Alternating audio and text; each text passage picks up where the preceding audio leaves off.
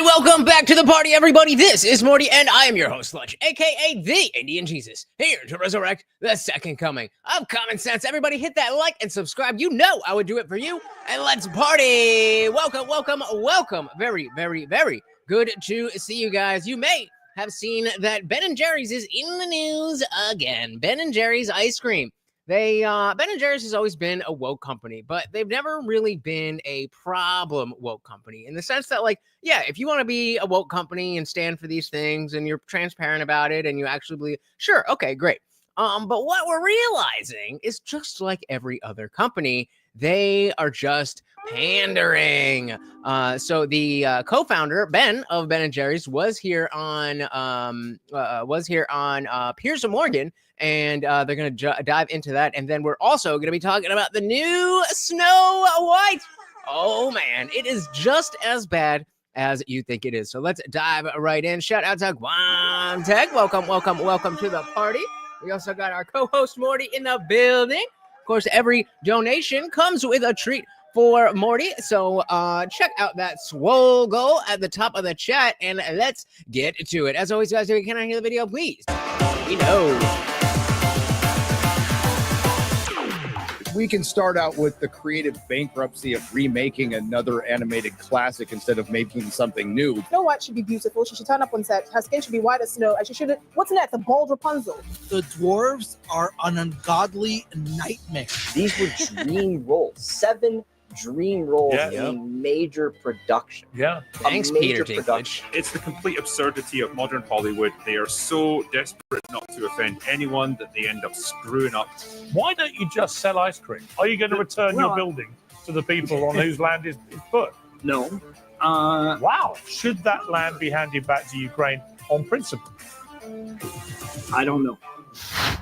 All right. Go woke, go broke has become a popular way of describing the massive consumer backlash to corporations who, for some reason, lose a lot of money after telling their customers they're all racist bigots. You might be hearing it a lot over the next few days as Disney's sanitized Snow White remake finally hits theaters amid what critics say is the biggest PR disaster in movie history. Much more on that later. But we'll begin with an intriguing debate about so-called corporate activism and two business titans with very different views on whether brands should brandish their virtuous liberal worldviews.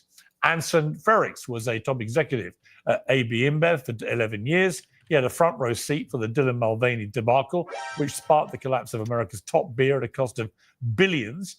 His new book, Last Call for Bud Light, charts the rapid rise and recent fall of corporate DEI.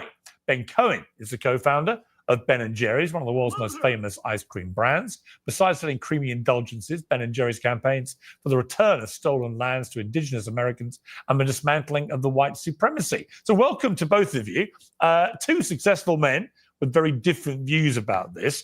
Ben Cohen, first of all, thank you for coming on. As you know, I ripped into you in a New York Post column, I think it was a year or two ago, about your wokist activities and was extremely uncomplimentary. So I admire a man who's prepared to come and face the music and feel free to rip me back. But Fair enough.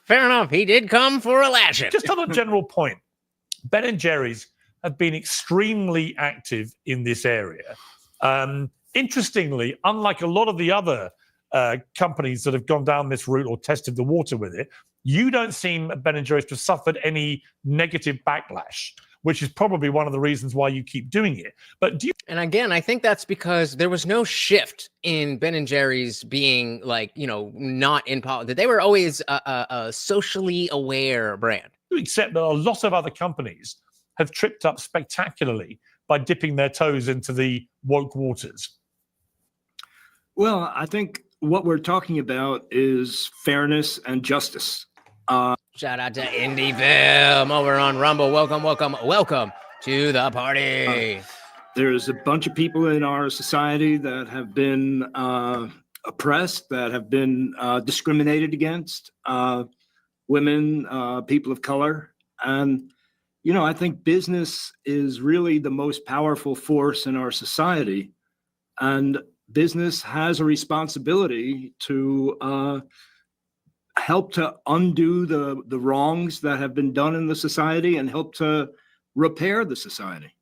So pretty much what you'd expect, run-of-the-mill liberal talking points, right? Why don't you just sell ice cream? I mean, why? I mean, I like your ice cream. I've eaten a lot of your Thank ice you. cream.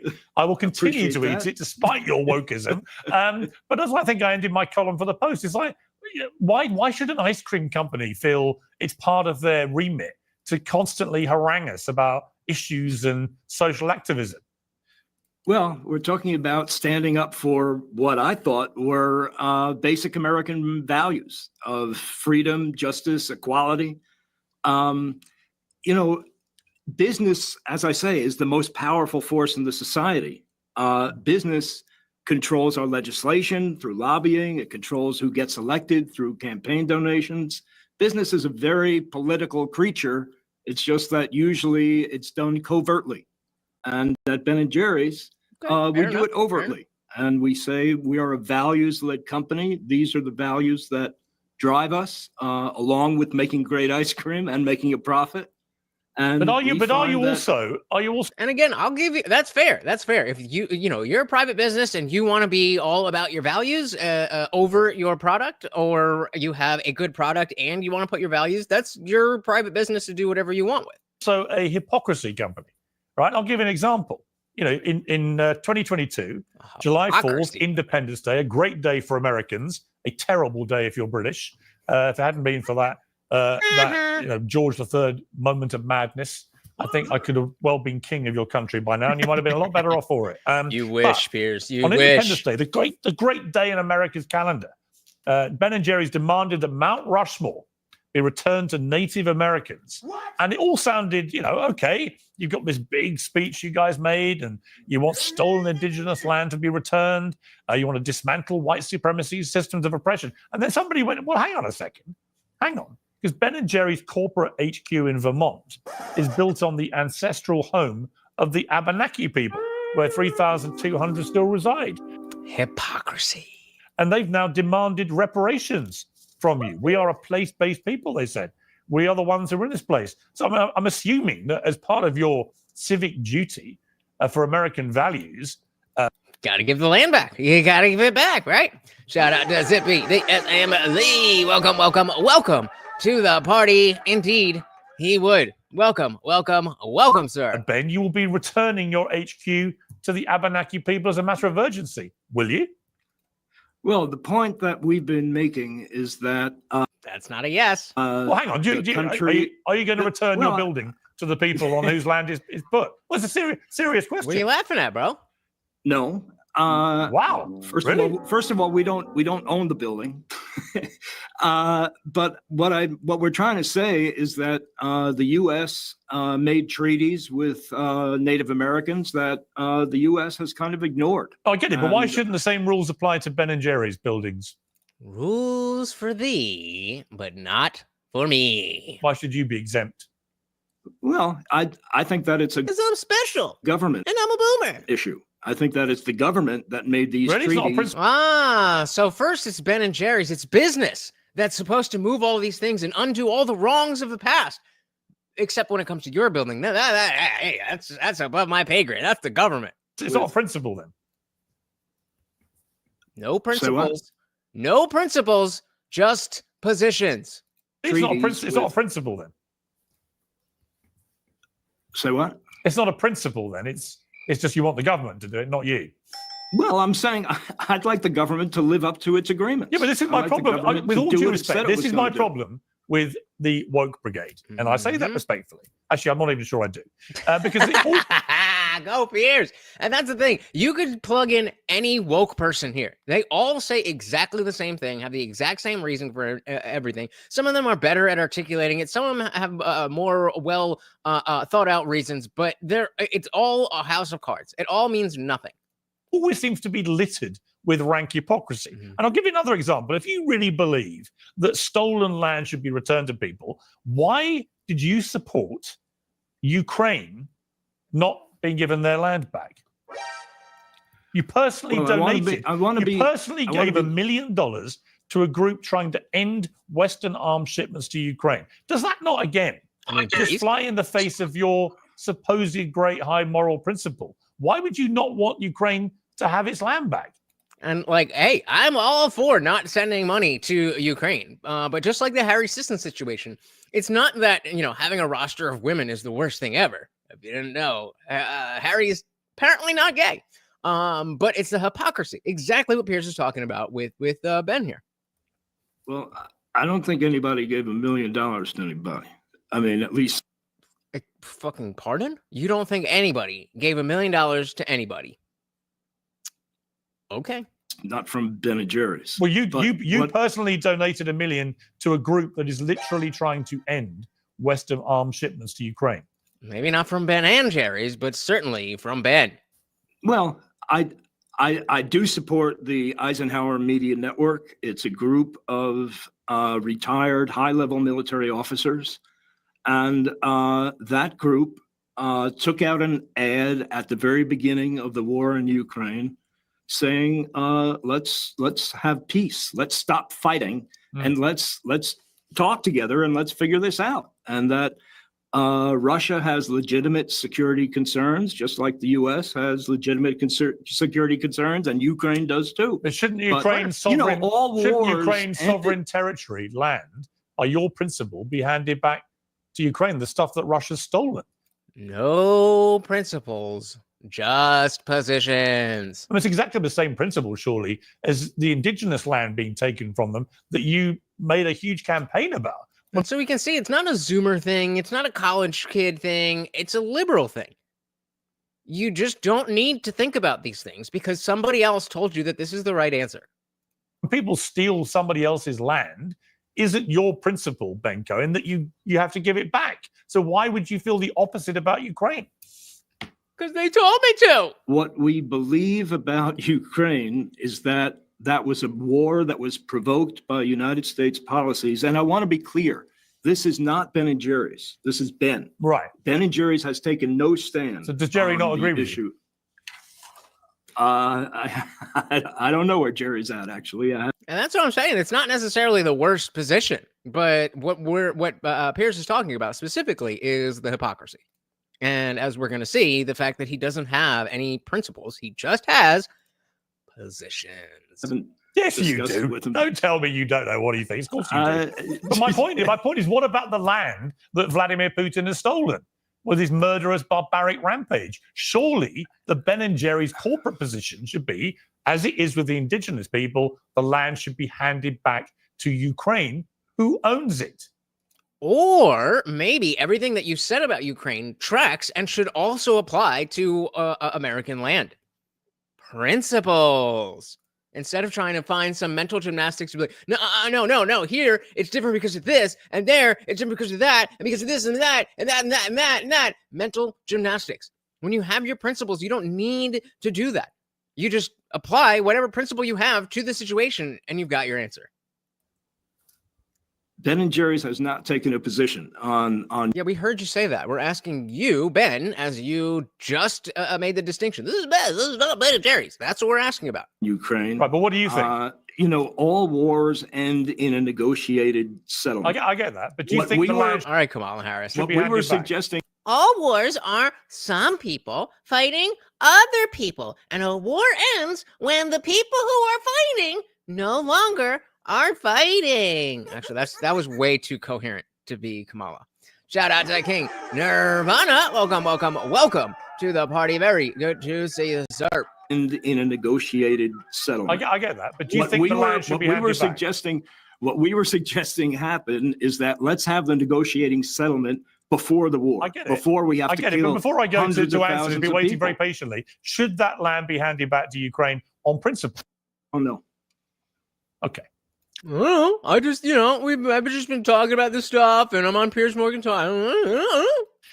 Look, viewers can make their own minds up. It just seems like there's a lot of swirling double standards going on here. And pun not intended. The swirl. You see what he did there? So let me bring you in here. you know, we know what happened. So this guy used to be what did it say? Former executive, former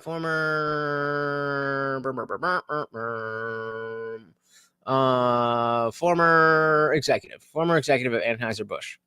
With the Bud Light fiasco. I could have told everybody at Bud Light this was going to happen.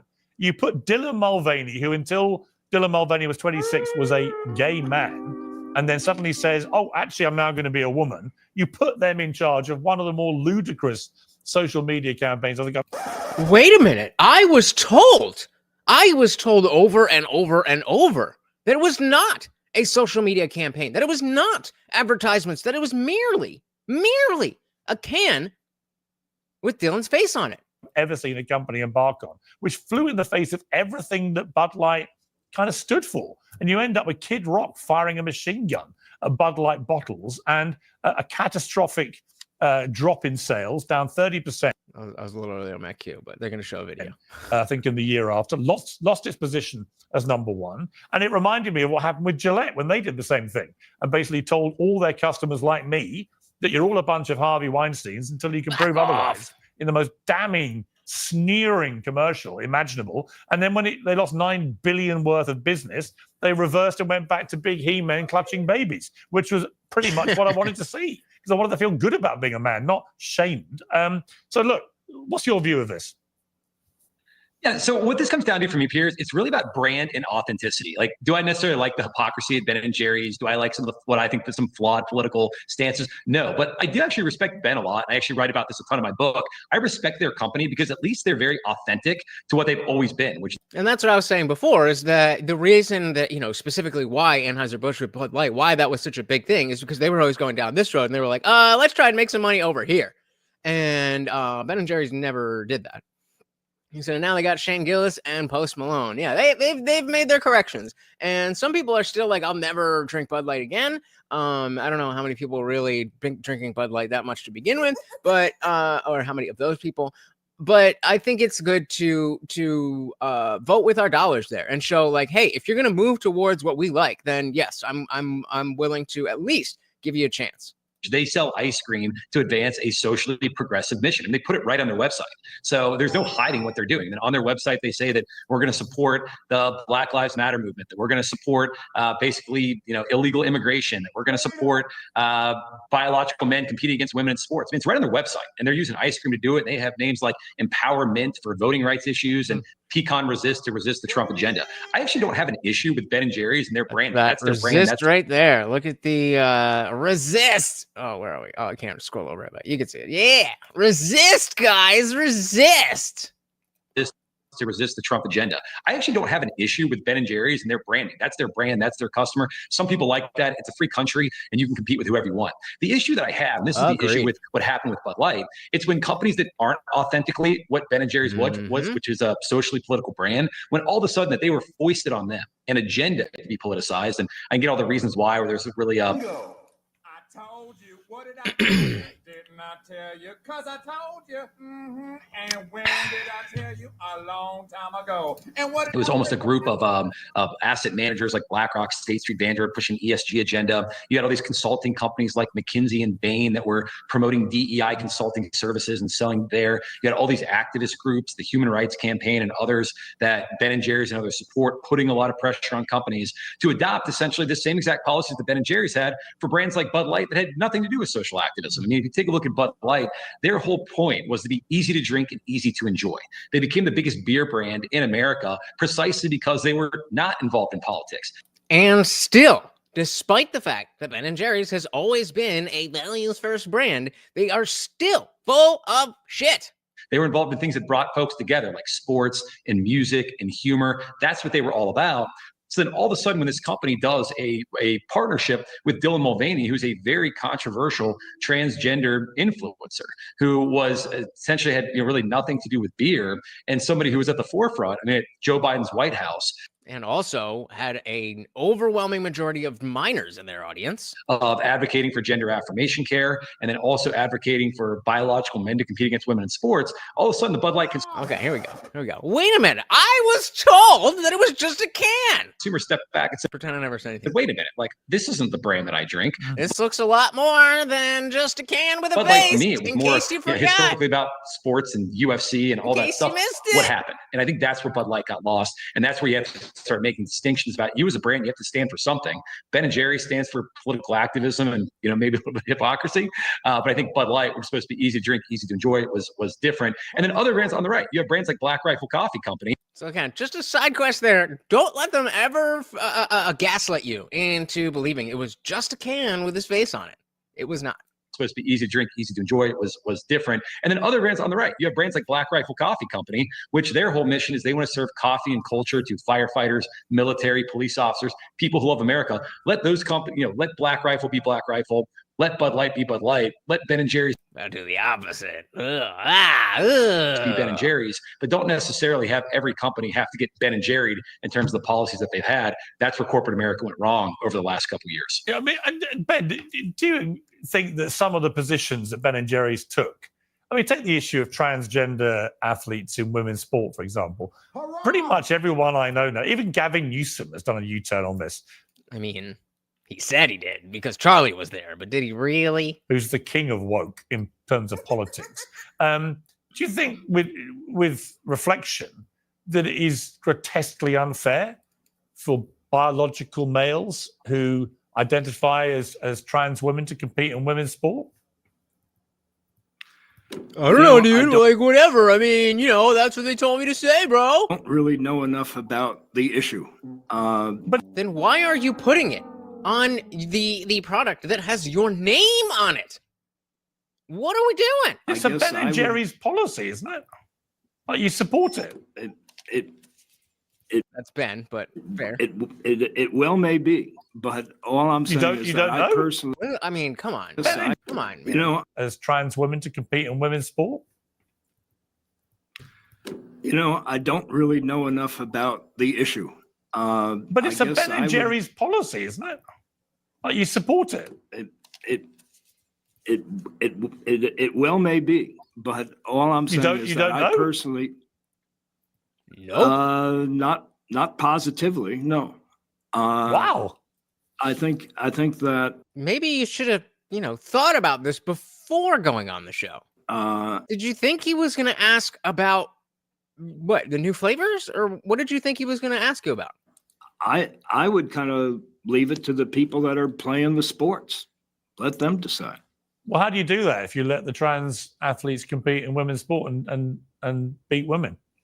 Well, you let the teams, the whole group that's playing, let them decide.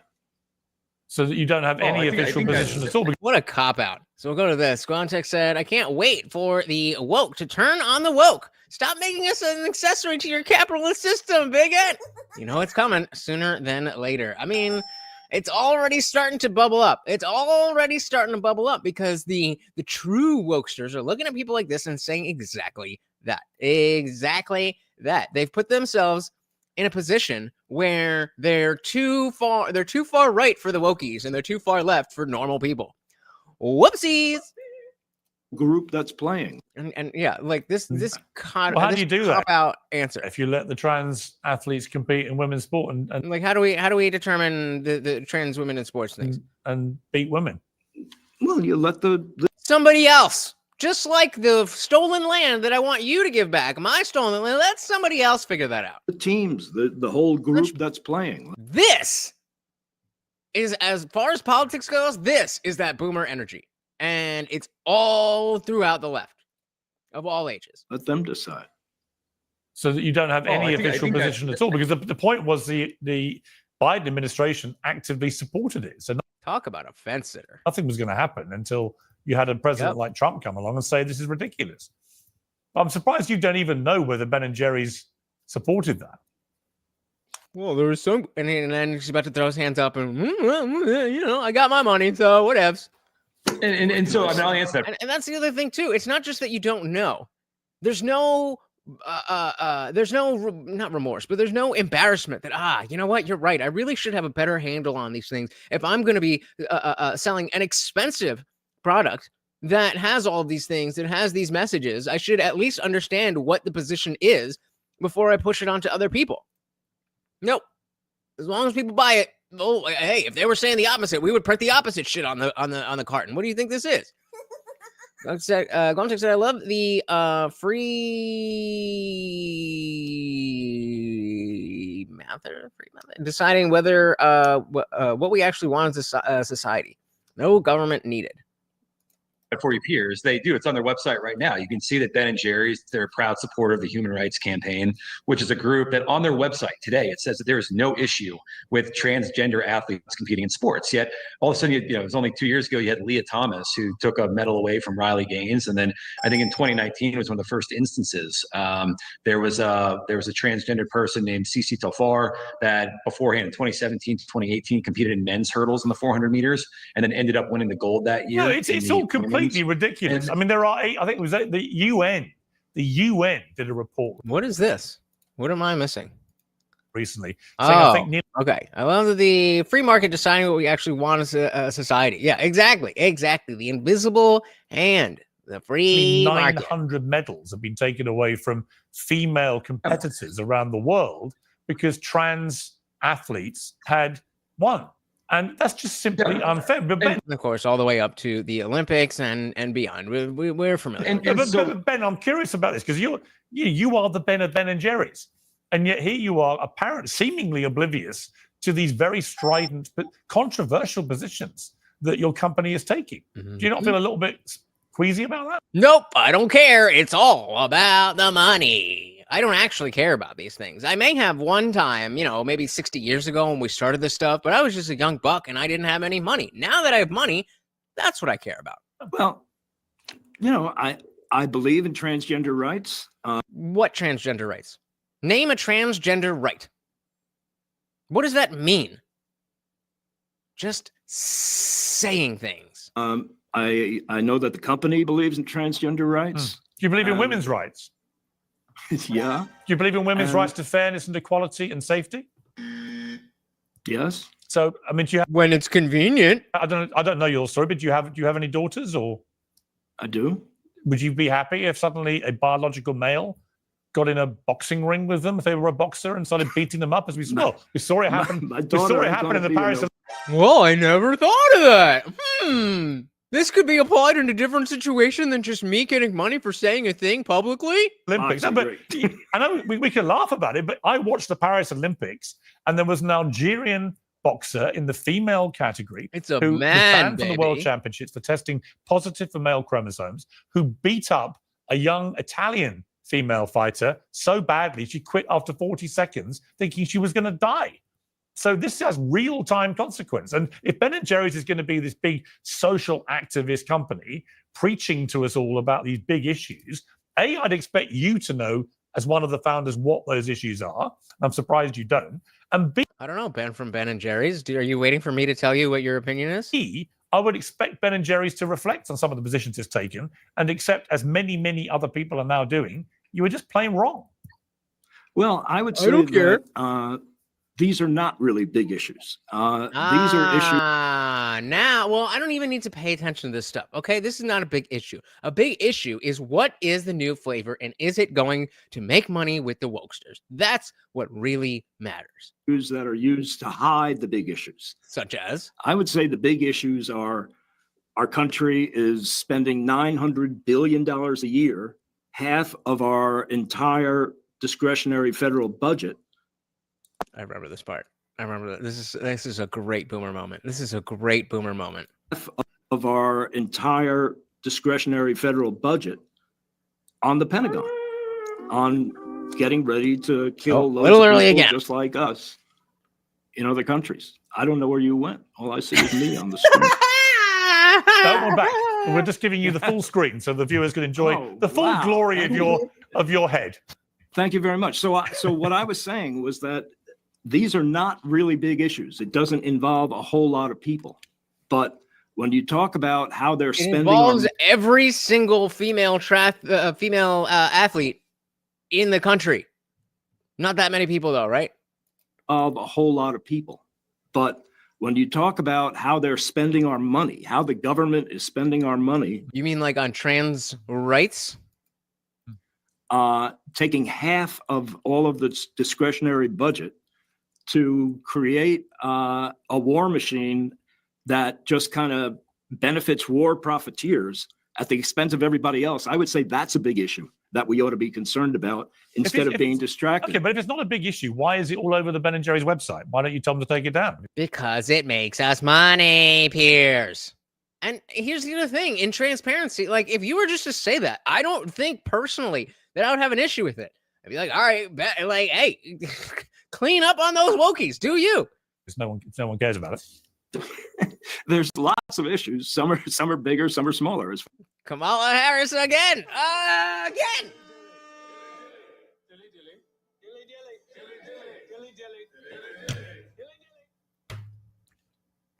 It's just on the nose. There's no joke to even be made. Some issues are big and some issues are small. And we chose to print the issues that are small that I don't care about or know about, but I can't say anything about the big issues. There's lots of issues. Some are bigger, some are smaller, as far as I'm concerned. Yeah, but that one to you is insignificant. So it shouldn't really be on the website, should it? Well, when it's versus spending our national treasure and our soldiers and okay, based, yeah. So then you should have a new Doge flavor, right? Our national spirit on preparing to kill millions of people. Yeah, I think that's a big issue. I agree. So when's the Doge flavor coming out? In 2021, Ben & Jerry's announced it was blocking all sales of its ice cream in Israel's West Bank, which it called the occupied Palestinian territory. So you felt strongly what, that the West Bank should be just left alone, given back because it was Palestinian land, left with the Palestinians? No, we felt like Israel was mistreating the Palestinians. But in relation to the land of the West Bank, it was owned by Palestinians and should be returned to them in totality. And so I don't know if you can see what Piers is doing here, but Piers is just playing devil's advocate. Piers is just exposing Ben here as I don't know, and you can see he's doing it again. And he's just, so you're saying this because you believe that, so you believe that, you believe that. And he doesn't even have I mean, I don't know which would be worse, trying to pretend to have an answer or just be this. If him said trans rights, Family Guy said it best. A person sitting at a bar looking at a P-Hub, a bartender says, hey, you can't look at that in the bar. Person says, that's okay, I'm trans. Bartender says, oh, okay, do whatever you want then. Pretty much. The position that Ben & Jerry's took was that we disagreed with how Israel was treating Palestinians. It was kind of an apartheid system. But what should happen to the West Bank? Against various UN resolutions. Yeah, I get it. Against international law. I get that, but what should happen? Yeah, fair position. A lot of people agree with that. But to the West Bank, then? What should happen to West Bank? I don't have an answer to that question. Really? Really? But that was a Ben & Jerry's campaign. And that was so big that one of the issues that you've decided to put on the cartons of your ice cream, you're saying that doesn't even matter. This is what really matters. And yet, you have nothing to say. And so we can look at Bud Light 2 years ago or whenever it was and give them all the shit in the world. But arguably, this is worse because they've been doing it the entire time. So he said Hamas treated Palestinians far worse and got tens of thousands of them killed. Well, fuck around and find out, you know? Sorry. King said, is he playing it safe? I mean, it's hard to tell. It's hard to tell. It could be, but it definitely also just seems like he's really just naive. He really just doesn't know any of this stuff. That some millennial in the offices said, oh, this is what we should put on the carton. And they're like, all right, whatever makes money. I highly doubt he cares and spends any time at all thinking about any of these things. Really? But that was a Ben & Jerry's campaign. You literally banned your ice cream from being sold there because you called it and it was about the Palestinian territory. So, and I stand by that position that somebody else told me to have. Clearly, you feel that the Israelis should get out of the West Bank, right? Otherwise, you wouldn't have run that. I mean, we believe in a two-state solution. So do I. I don't know where the boundary should be, but you called the West Bank an occupied Palestinian territory. It is. Okay, so is it not? Well, I'm just going to ask you a follow-up. So you have an objection to occupied territory, do you? We certainly have an objection, along with the rest of the world and the Then rent a new building. UN. No, but do you have as a company, you have an objection to the idea of countries occupying territory that doesn't belong to them, in your eyes? In general, yes. I mean, I so think why that not what Ukraine? What was I don't supposed understand. Why is Ukraine not allowed to keep its territory? Why would you be happy for Putin to take that? So all of this has just been about testing that principle that, hey, if there's stolen land, you should give it back. All of this has been on the principle, hey, I believe if you're on stolen land, you should give it back, says Ben Cohen from Ben & Jerry's. Now, when we test that in any other area, it's always different. It's always different. I'm going, yeah, we should talk about what really matters. Piers, here's something that related to what you think really matters. Ben, you can't make this shit up. Ukraine not allowed to keep its territory. Why would you be happy for Putin to take that? What's the difference? I didn't say that. What I said you didn't say shit. Was that we were except on, obviously the cartons of ice cream against the war. We called for a ceasefire. Right. It was not Ben & Jerry's. It was Ben and the Eisenhower Media Network that was doing. So that. should Ukraine have its land back that Putin's taken? I don't know. The way wars work is my understanding, and I emphasize that we were totally against this war, which was a war of choice. The way wars work is there's a negotiated settlement at the end, and somebody gets some territory. So that brilliant. Again, Kamala Harris. Oh. We get Kamala in the building. Shout out to Jaden. Welcome. Very good to see you. I mean, what is the alternative? But by that criteria, that should have. That's the question presented to you, Ben. That's the question presented to you. That's what we want to know from you. What your alternative is. There's a negotiated settlement at the end, and somebody gets some territory. So that could have not compared to Ben. Not compared to Ben. What is the alternative? But by that criteria, that should apply with the Israel-Hamas war then, which might include land in Gaza, land in the West Bank. It's the same thing. It's a war, and by your yardstick in Ukraine, if some land's been taken, well, okay, that's what happens. Well, it wasn't a war at the time. What was happening was that the war was over. There was an occupation of the West Bank. Palestinians, it was essentially what the UN called an open-air prison. There was an incredible amount of poverty. People weren't able to earn a living. We really felt that was. No, I get it. I get it. And many people agreed. Listen, many people would. Right. Again, he keeps saying the position. I think this. Okay, why do you think that? Because this is how you should think. Okay, but why? Because. I agree with you. Many wouldn't, but many would. But I'm just curious why you would feel that passionately about the Palestinian people's right to have their land, but you would not feel that Ukrainians should have the right to keep their land. I'm just curious. I never said. Because I don't have any principles. I just have positions. Said Ukrainians don't have the right to keep their land. So Putin should give it back. What's that? Putin should give it back to them. I never said that either. Well, what do you think? I think we ought to stop this war. I think it's stop the war. What do you think happens to the occupied territory? I don't know. Okay. It's extraordinary. You seem to know very emphatically what you would do with the Palestinian-Israel situation, but you don't seem to have a clue what you would do about Ukraine-Russia, even though, to many people's eyes, it's exactly the same. Hypocrisy. Shout out to Zippy DSM Lee joining up as a member. There you go. There you go. Welcome. Yummy. Thank you very, very much, sir. You don't have a clue what you would do about Ukraine-Russia, even though, to many people's eyes, it's exactly the same. Many people who argue the case for Palestinian rights to land agree completely that Ukraine has the same right. Just seems to me there's a bit of an inconsistency with your positioning. Would you accept that?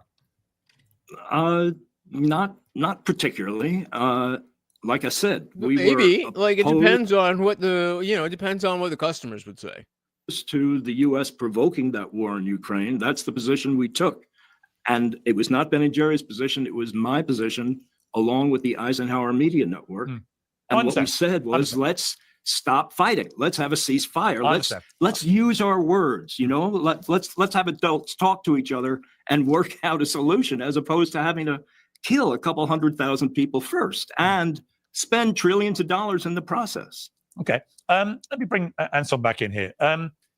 This issue going on with Elon Musk and Tesla is kind of fascinating. It's not in the same kind of wheelhouse, except that oddly, all the people that used to love Elon Musk, including many on the woke left, have now turned on him with a visceral hate. Should have just waited to the first, just then signed up. But either way, appreciate you, buddy.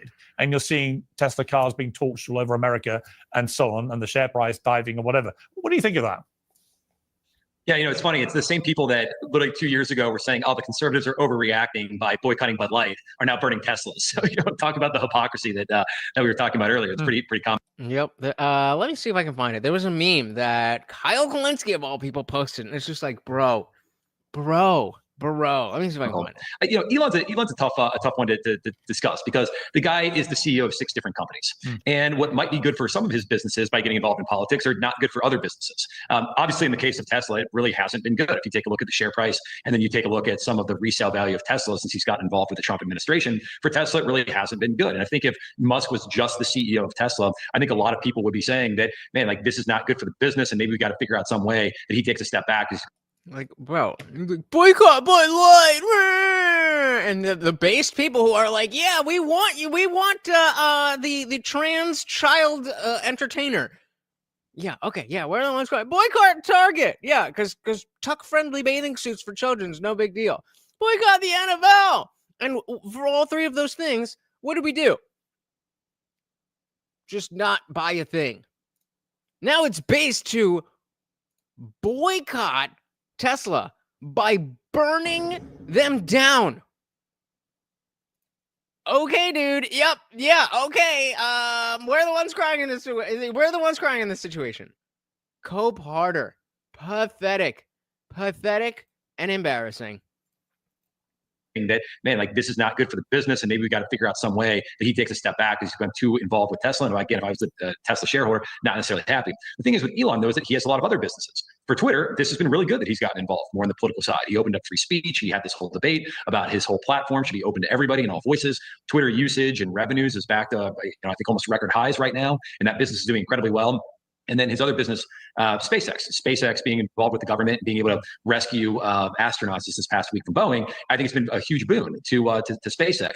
So it's really hard to tell with Elon Musk. Elon Musk also just being the controlling shareholder and the majority owner of all these businesses. It's a little bit different. I think he plays in a little bit of a different ball game than others. And again, I can't think of another person that's the CEO in this entire world of 4, 5, 6, 7 different multi-billion-dollar companies. So it's just a little bit of a different situation. But in general, I don't like it when individuals who are the heads of companies are taking politicized positions, because I think that we see that what ends up happening, the share price of the company declines, the sales decline, customers decline, and ultimately that's the least sustainable thing that a business can do, because then they have to fire employees, they have to close factories, suppliers shut down. So it's best for companies to stay out of politics or stay in their political lane. I have no problem with, if you're Elon Musk and you're running a car company, opining on car emissions policies, opining on union related issues related to car factories. Those things are all in your lane.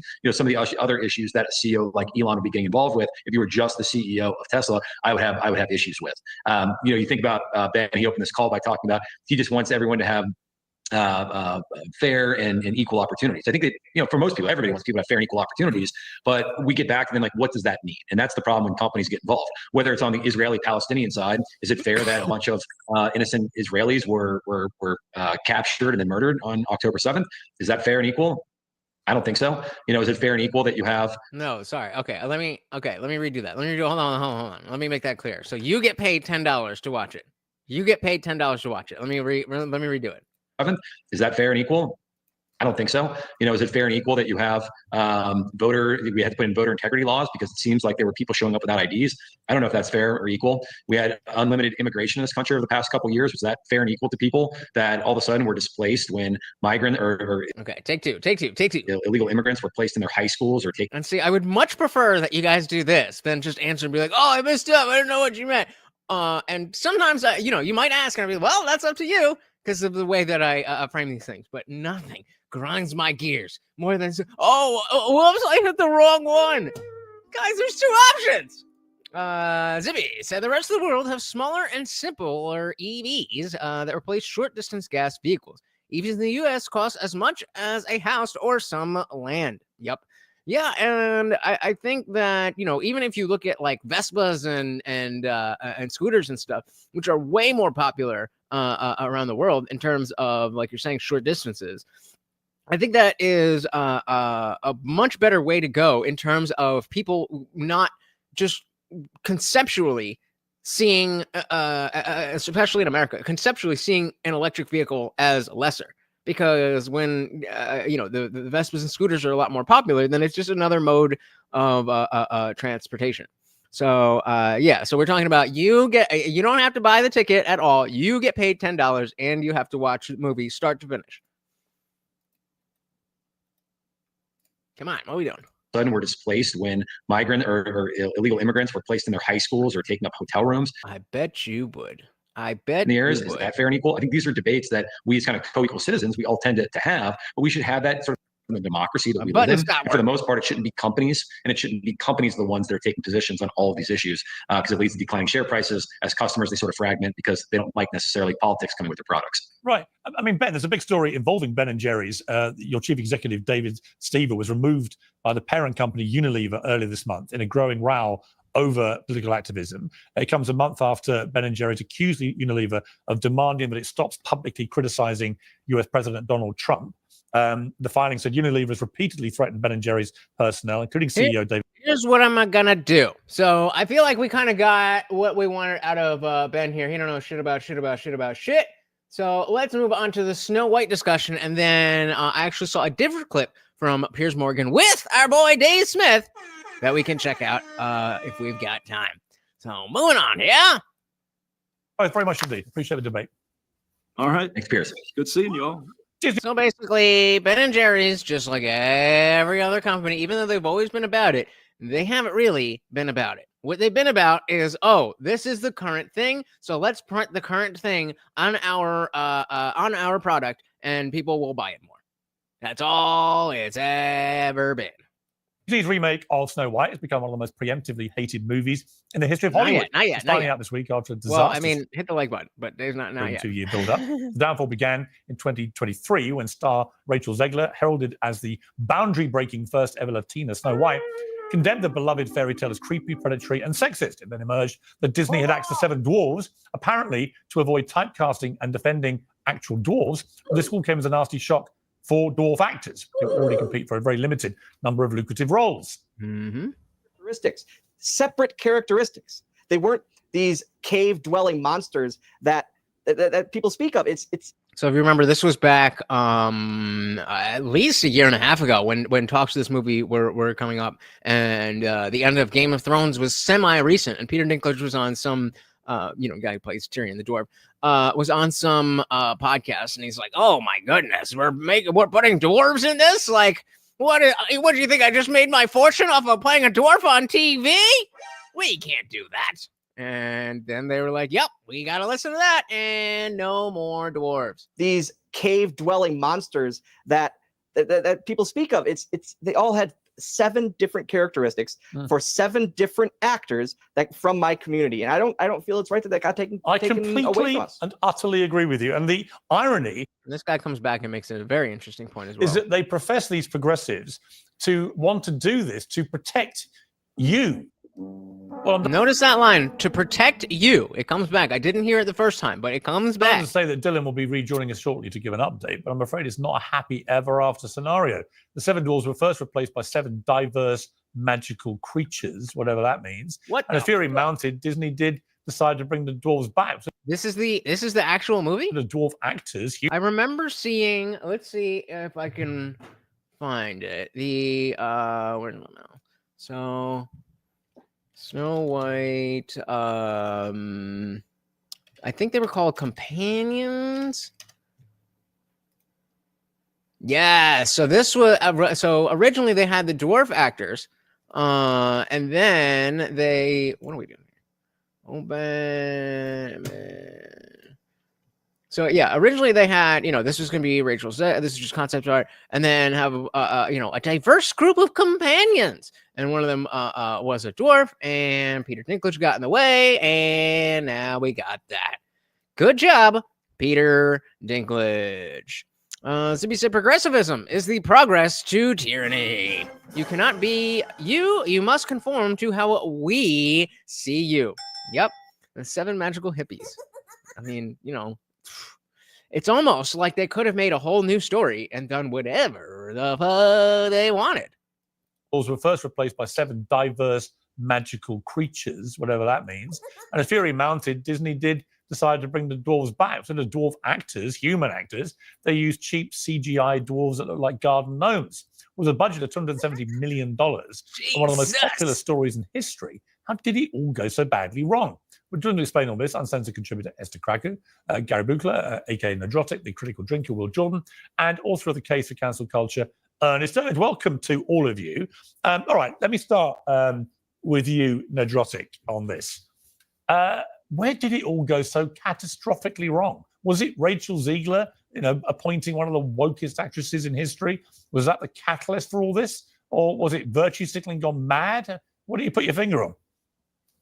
I think it was. I mean, we can start out with the creative bankruptcy of remaking another animated classic instead of making something new. But yes, it's all Rachel Zegler and her behavior.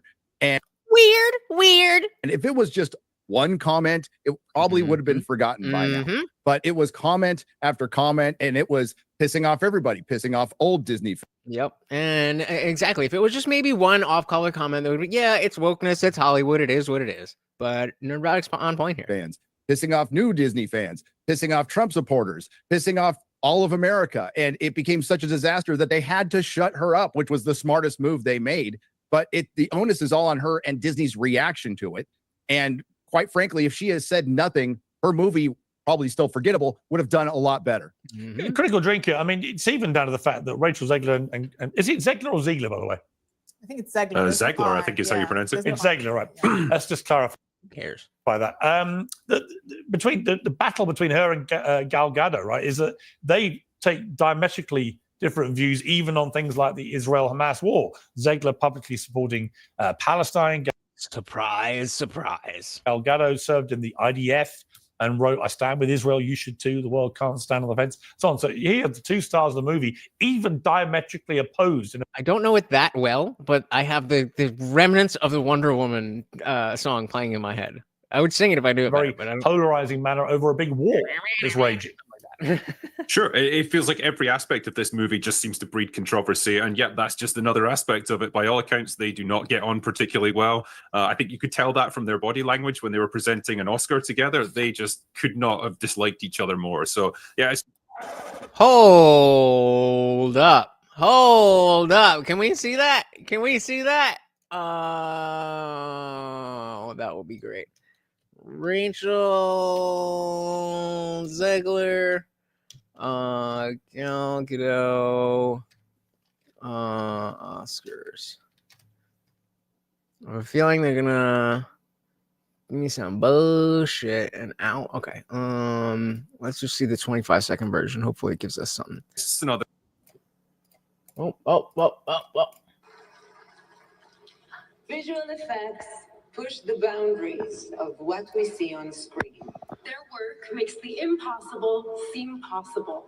With breathtaking ambition, they create magic that wraps its arms around our wildest imaginations. Here are the nominees. Seems like a scene from the movie. Seeing an Oscar. I don't know. If anybody knows what they're talking about or has a clip, let me know. Together, they just could not have disliked each other more. So, yeah, it's just another nail in the coffin of this movie, unfortunately. Ernest, you've seen it. So, what do you think? Don't tell me. I'm also calling out to the Critical Drinker. He was actually just on another podcast that I was flirting with covering tonight, but I'm going to save that maybe for a Friday or something. You loved it. I loved it. It was incredible. Of course. I think that Rachel, well, you can say of course, but you haven't seen it, so you might agree with me. I've read some of the previews of people who have. She's vocally been killing it. She's vocally talented. She's crushing it. A lot. That I have heard. I've heard she's got chops. I heard she could sing. I mean, that's all I've heard though. A lot of people saw first previews and movie critics are already saying great things about her performance. She's whimsical, she's funny, she's lighthearted, and it's a great film. Weird. And I also think Gal Gadot plays the evil witch very, very well. And so I think they both were perfectly cast for the film, and I think that it's going to be a great film. Wait. Was that an Israel dig? And so I think and I also think Gal Gadot plays the evil witch very, very well. And so I think they both were perfectly cast for the film, and I think that it's going to be a great film that's going to get over $100 million in the global box office. $100 million in the global box office? Didn't it cost like $200 million? No, 200. How much? What? That doesn't sound like a success. How much did it cost to make Snow White? Yeah, 209. Okay, so 200 million. And so 100 million is a flop. Zippy said she can sing and looks nice, but it's about as nice as Jonathan Majors. Also, Zegler is the real evil queen. I don't know if I've heard Jonathan Majors sing like that.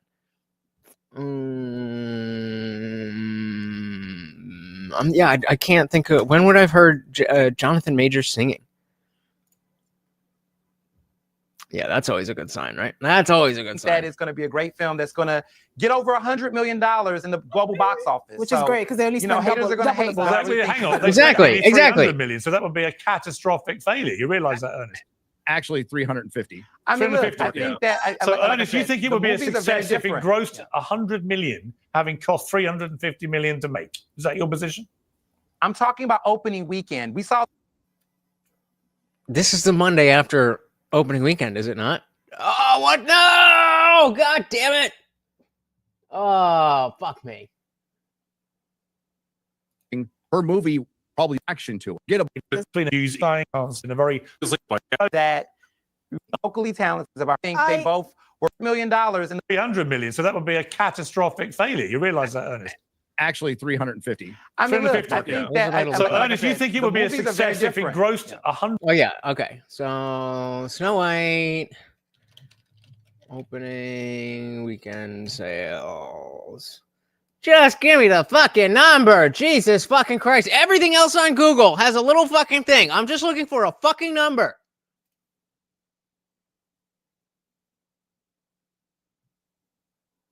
Oh, wait.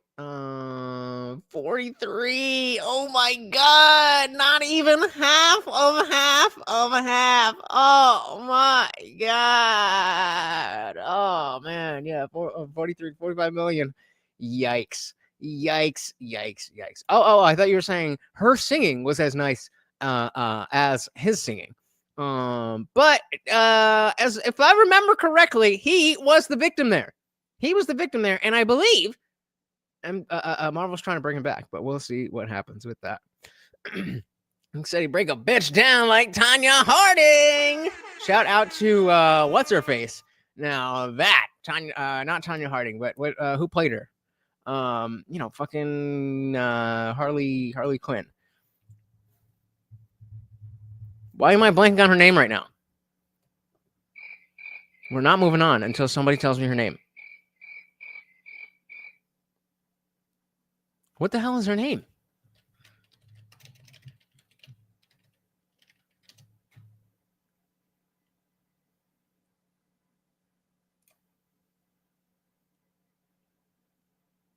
Margot Robbie, there we go. Margot Robbie. Margot Robbie.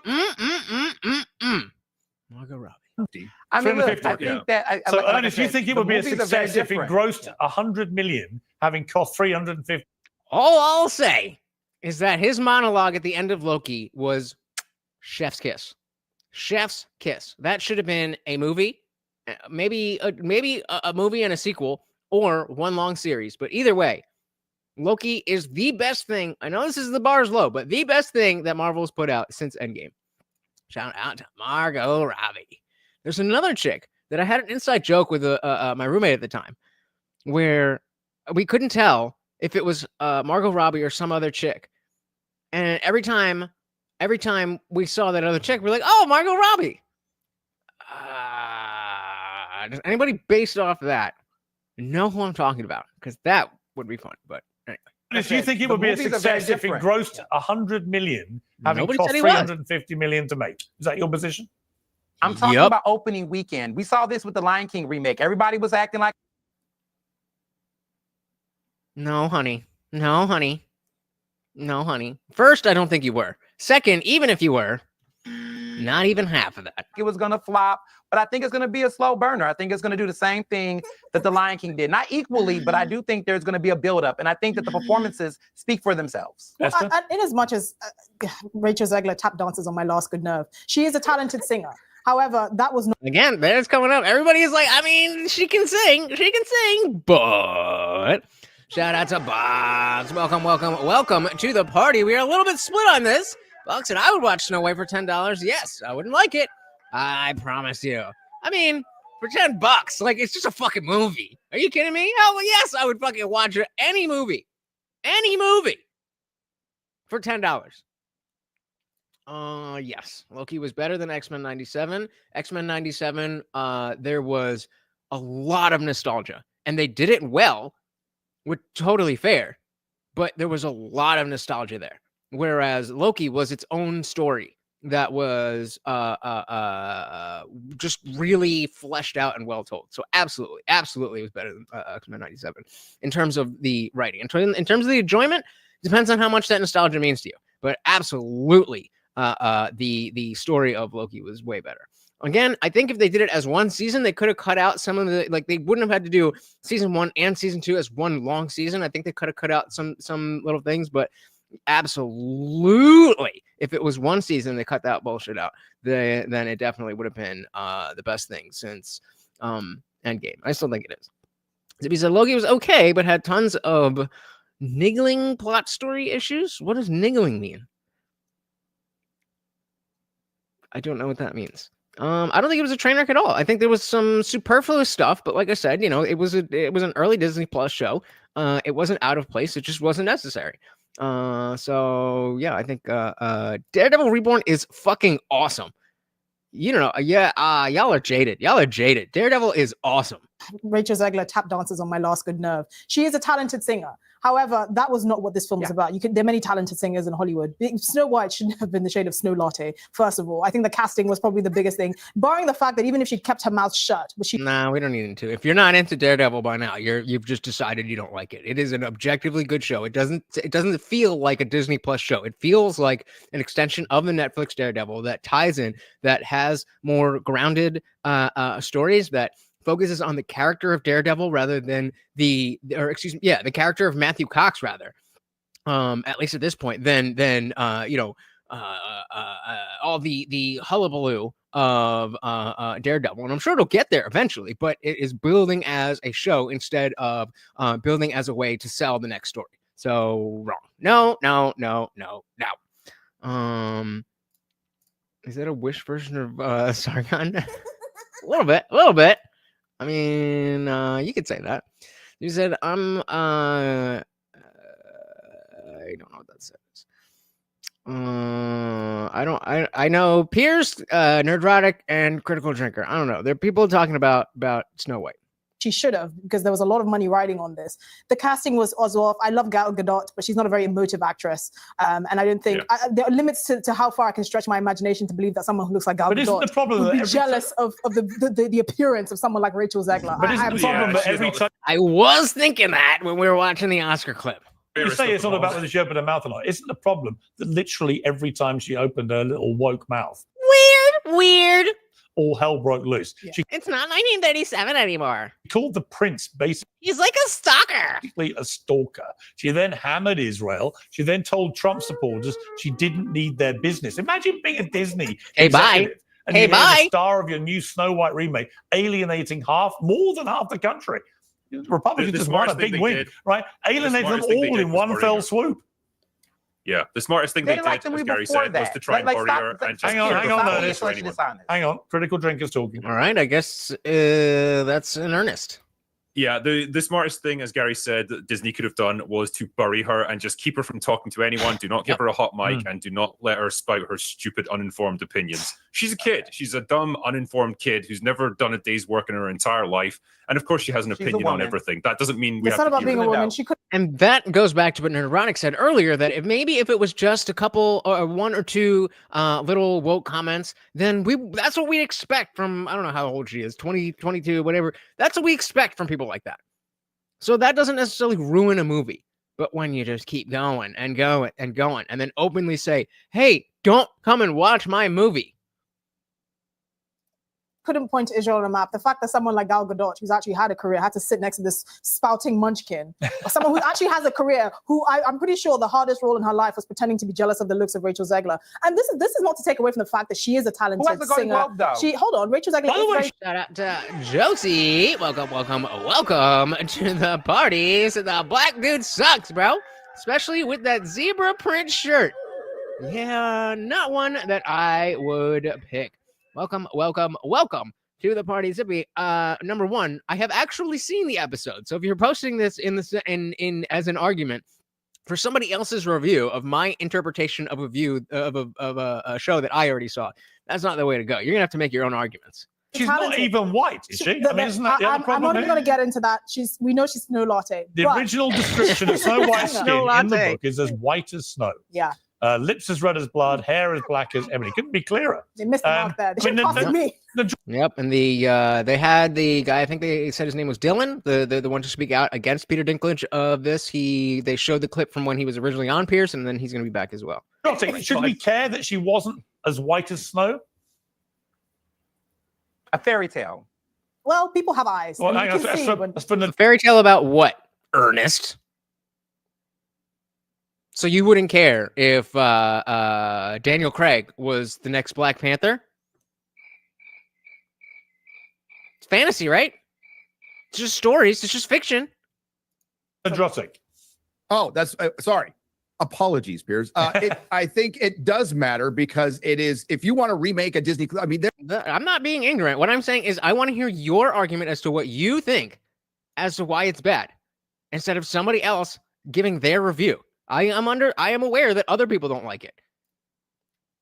There are tens of 10, 20, 30, 40, 50 remakes of Snow White or adaptions of the story. But if you're remaking the Disney classic that started the company, I would think you wanted to make it as close as possible to the original. And I mean, what a way to bookend Disney. Like, that's Disney done. Obviously they're not done, but including the dwarves and including the main character Snow White. Well, we're going to come. We're going to come to the dwarf part, which is just beyond parody, to be honest with you. But Ernest, the British Board of Film Classification has put trigger warnings on here to say a woman is deliberately poisoned and a girl is surrounded by ominous trees. Spoiler alert!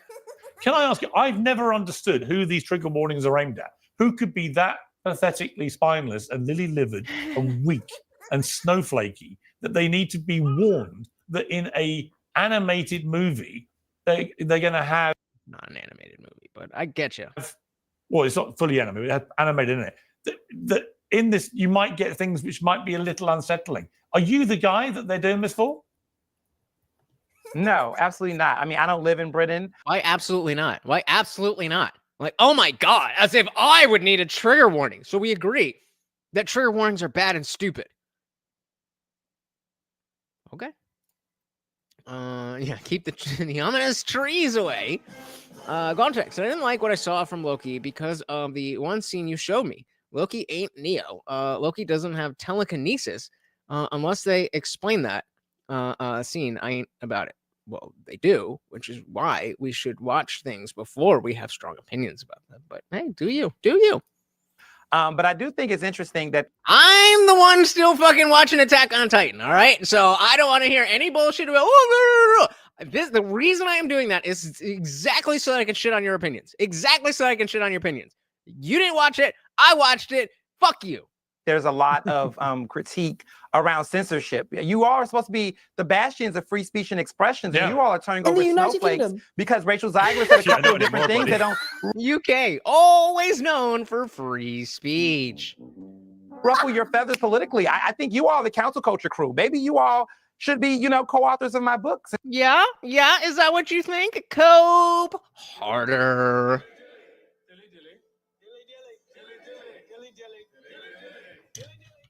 It's called growth. It's called character arc. You don't know what you're talking about. Josie sending a trigger warning for Snow White not being white enough. That has got me hated. Ooh, I hear ya. Shout out to equality and deference because vagina. Welcome to the party. He is both. Since you all seem to agree about I've got no problem with problematic and to how be clear, issue and hominous. I have no problem with Rachel Zegler If she was a off. Trumper, you would agree. Listen, I've got no problem. Ooh, projection. If she was a Trumper, you'd agree. No, we wouldn't. Yeah, I mean, you're not going to win this one. You're just wrong. You're just wrong. Would agree. If she was a Trumper, you wouldn't be having this conversation. I respect her right to spout any nonsense she likes. Doesn't mean to say that we can't criticize her for it. She can say it. No, but you said she should be silenced. That Disney should shut her up. Who said silenced? Who said silenced? I am ecstatic that we are able to have this discussion right now, which would not have been able to happen if this movie did not make it to theaters. King. I said if you're Disney, right, you said she should be silent. If you're Disney, Ernest, you want her to shut up and stop trashing the movie. She shouldn't have taken the role. She was going to jeopardize $350 million. Hang on, critical drinker. Yeah, can we look at this from a business perspective, right? Ultimately, Rachel Zegler is there as a representative of the Disney company. She's there to sell a product. In this case, the product is Snow White the movie. Now, Listen, I want Conan O'Brien to be the next Black Panther. Already kind of made that joke, but I'm right there with ya. Bong said, "Lady didn't put her wig on for the show."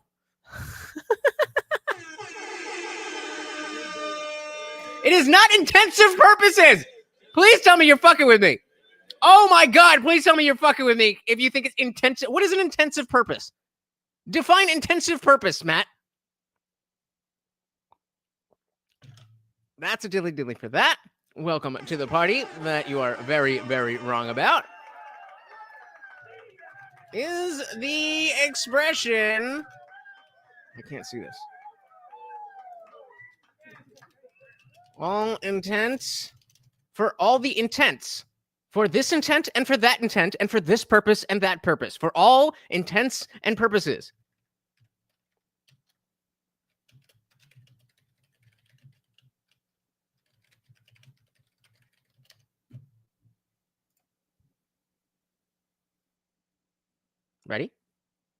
Ready? The correct response is all intents and purposes, not intensive purposes. Phrase comes from the 16th English English legal expression to all intents, constructions, and purposes, which essentially means in every practical sense or effectively. The mistaken version, intensive purposes, is a common malapropism caused by mishearing the original phrase. I was just going to leave it in the chat. But why are you gonna correct me when you know you're wrong? It's a purpose that's obviously intense. Well, that would be an intense purpose, not an intensive purpose. But good try. Oh, Jesus. But either way, welcome to the party. Representative of the Disney company. She's there to sell a product. In this case, the product is Snow White the movie. Now, the best way to sell a product is to appeal to as many people as possible. And if you straight up say that 50% of your audience can get fucked, then you're not really appealing to a wide audience, are you? It's just bad business. Let's bring in somebody who has seen but you're proving my point, though. Hang on. There's a double standard. You know what? Irregardless, okay? If it was a Trumper, everyone should keep their mouth on the shut. opposite end, you wouldn't consider the other 50% of Americans. Hold on. No. Everyone should keep... Exactly. Equality said all intents and purposes, like Native American baby making. It was fucking intense. There you go. Everyone should keep their mouth shut. You wouldn't consider the other 50% of Americans. I don't know what we're yelling about. everyone should keep their mouth shut. Snow White should be beautiful. She should turn up on set. Her skin should be white as snow, and she should. What's next? A bald Rapunzel. It's not hard to do this properly. A beautiful singing actress who keeps her mouth shut unless she's talking about the film and how great it is, so she doesn't tank $350 million. It's not hard. It's not hard. Let's You bring don't in believe someone. what you're saying. Hang on, let's bring in someone. I want to bring in someone who's seen the film. This is the publisher of Film Threat, Chris Gore. Chris, you've seen the film. Is it? So we're getting the rare person who has actually seen Snow White. I mean, I'm one of them birds. Yeah, I mean, Josie agrees with the black chick. And to pick up on Box's joke. Film. Which one? Jokes. But that was a good one, Box. Yes, I have. Well, I'll have to give it up to Rachel Zegler. She has quite a singing voice. That's the third time. That's all anybody can say. Bless her heart. She's actually very good, and it's a solid 3 out of 10 on every level. Every other level, you can judge the film. It is a colossal disaster, from the over-bloated exposition to the dwarves. The dwarves are an ungodly nightmare. Why they did it in CG, I do not know. Because Peter Dinklage made a fuss. Put 7 little people out of work for this. Ridiculous. They are, again, notice that number 7, the 7 dwarfs, right? So 7 little people out of work, right? horribly animated. Horribly. I think might scare young children, but really, in the end, it was a bad decision even to make this. And the sort of, it's not as woke as it could have been, but there is messaging underneath. They might as well have said the words equity, because they went right up to that line and didn't say it. But it's terrible and torturous. I can't imagine kids are gonna love it. But wow, they really had an opportunity and failed. I mean, it's going to be interesting how it does at the box office, because they spent so much money on this that the pre-publicity has been so awful that if it gets off to a very poor start, the fighting is the worst part of Daredevil Born Again. This is how I know you don't know what the fuck you're talking about. So tell me, be honest, and tell me you haven't seen it. Be honest and tell me that you didn't see it and that you only watched this fucking Daredevil Born Again review. This is escaping. Go ahead and be honest. Go ahead and be honest. The fighting is easily the worst part of the show. Buck said, I will pirate the movie. It will be the first time in over a decade, but I will make a point to steal the movie and watch it. Well, I mean, I'll watch it at like 1.7 if we're down at 1.7 speed. But other than that, there's no way I'm sitting through this at normal speed. Yeah, Josie said of everyone, the dwarfs got fucked on this film, and not in the hot way. you can see this becoming a real turkey. Well, I don't know. I really think that the advanced ticket sales are in the gutter. They're trash. People are posting screenshots of empty theaters, but this is not a movie. This is a movie where families will. Actually, you know what? All right. Here's what are we gonna do? I gotta run upstairs for 2 seconds, and I don't want to play this without. So hold up. I got you. Let's do this. Yes, my friends, Snow White is bombing at the box office. Surprised? Yo, apparently when the movie was getting bad, they combined. So they were talking about the empty things. So peep game. This part is, it's not just about, my friends, the bombing of this film. It's that the theaters are empty. Take a look at this from Not the Bee. I have to say, I have never seen a flop quite like Snow White. Here's a video of scrolling through the local theater's showtimes for tomorrow, which is the first Saturday of release. Half of these showings are 100% empty. A few of them have a couple of scattered seats sold. Dang, look at this video. So this is Sinopolis, and they're looking at the various times for Disney's Snow White, and you can see none of the seats have been selected. They're all available. Yo, gotta be honest. I ain't going to see this movie. Are you? Some of you might have. Some of you had to. I know our friends over at Pop Culture Crisis, Brett Dasovic and Mary Morgan, watched that show Monday through Friday at 3 o'clock live. They had to go see it. And so they did. And oh boy, is it bad. Not only do we have this video from Not the Bee, where they're scrolling through the website and all of the seats are basically available. Nobody's seeing the movie. Take a look at this from Daily Mail. Snow White and the empty cinemas. Embarrassing photos show deserted theaters with no bookings in primetime slots as Wokebuster becomes hilariously abysmal. So here you can see somebody filmed a video. We don't need any of that audio. And the theater's totally empty. That's crazy. That's not the only one. All right. Well, and Box, now you know why I watch everything at 2x. And but yeah, not looking good. So many people here to watch Snow White. To be fair, that's really weird because I was just about to say, to be fair, this is not super uncommon for any movie. The fact that this is a marquee Disney opening weekend is a big deal. Excuse me, but it has become a lot more common to be in an empty theater. Excuse me. Oh my goodness. All right. Shout out to Dixon Cider Snow Brown. I like what the black lady said, snow latte. Because she's not that brown. I'm brown. She ain't brown. She ain't in the club. All right. She ain't in the club. She's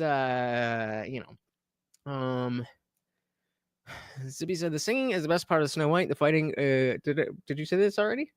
Because oh yeah, you said this already, and I said that clearly you don't know what you're talking about because the fighting is the worst part of Born Again.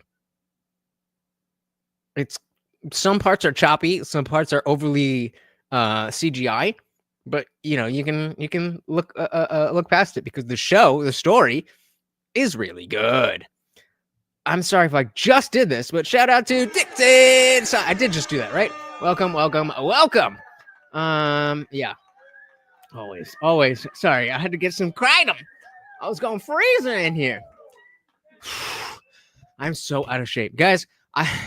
The reason I didn't do a stream on Sunday is because I did just a regular 8-hour shift at my new job on Saturday, and I was dead. I am so out of shape. So please hit that swole goal and let's get me bulked up because it's not good. It's not good. Anyway, just remember he had to do a 3-hour pod, so he milks his point to death. With Tim, does he still? So like with the video we just saw, is that one where he goes live for like 3 hours and then he just puts the actual main point up there? Because also don't forget that I skipped like 10 minutes of the video. But yeah, I rarely. I mean, these days I'm kind of pulling a little bit further and further back from Tim. Not anything malicious, not anything with bad blood. Just I think it's just we're diverting in as we both grow. He's growing into being more accepting of the Christian aspect of things, and I'm growing more to try to fight against that. And that's totally fine. And I would still love to be on the show and be friends with them and all that kind of stuff. But I'm even to the point where it's like, I don't even know if I necessarily want to monetarily support them anymore. And again, not because I hate them, but like I don't have the money to support anybody. I'm fucking bro. I need money from you guys. And I mean, so, you know, but it's a whole thing. It's a whole thing. Anyway, Guante said, you guys have recommended Attack on Titan because it's a story I thought you might like, not because I want you to agree with me. I don't care if you don't like it. I hope you do, but it is what it is. Fair, but I'm doing before I'm saying I don't like this, and Zippy's worse than you here. But before saying I don't like it, I'm watching it. Instead of just saying, I saw this and it didn't seem like something that maybe I might like, so nah. And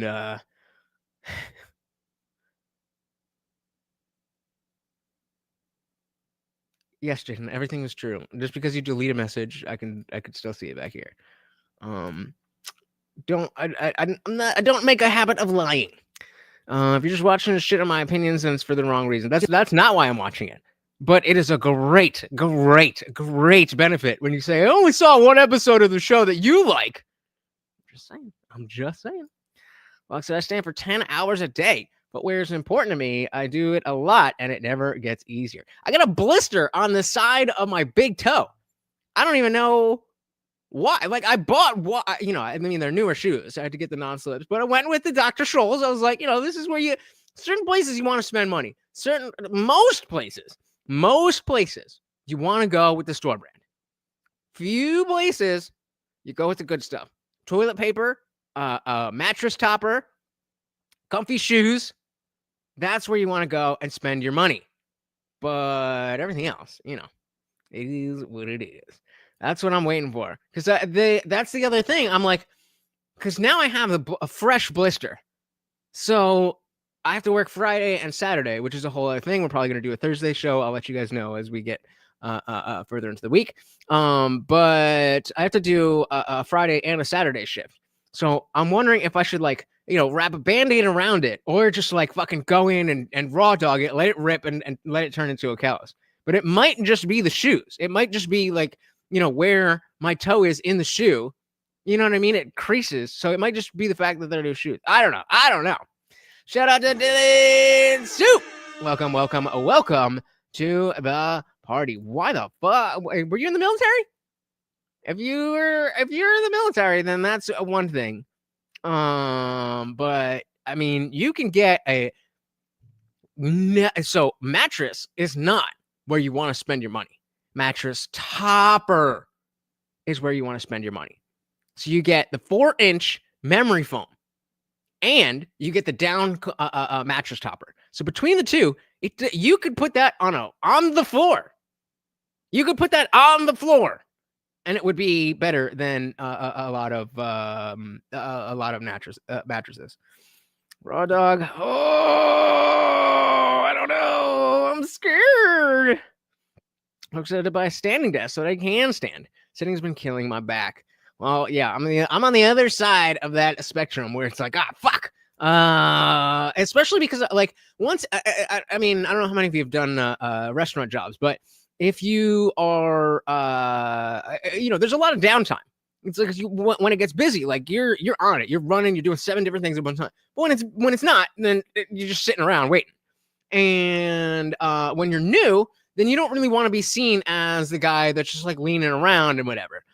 This place is pretty laid back, so I'm not too worried about it. I do want to, especially because I'm just a server's assistant right now, and I need to work up to actually being, an actual server and stuff. But so right now I'm, kind of playing the ass kissing game. But once I establish myself, then it'd be yo, you trust me, I'm on top of it. Don't worry about it. If you see me relaxing, it means that shit's done. I was gonna do a Band-Aid and 2 pairs of socks, but we'll see. Oh, wait a minute.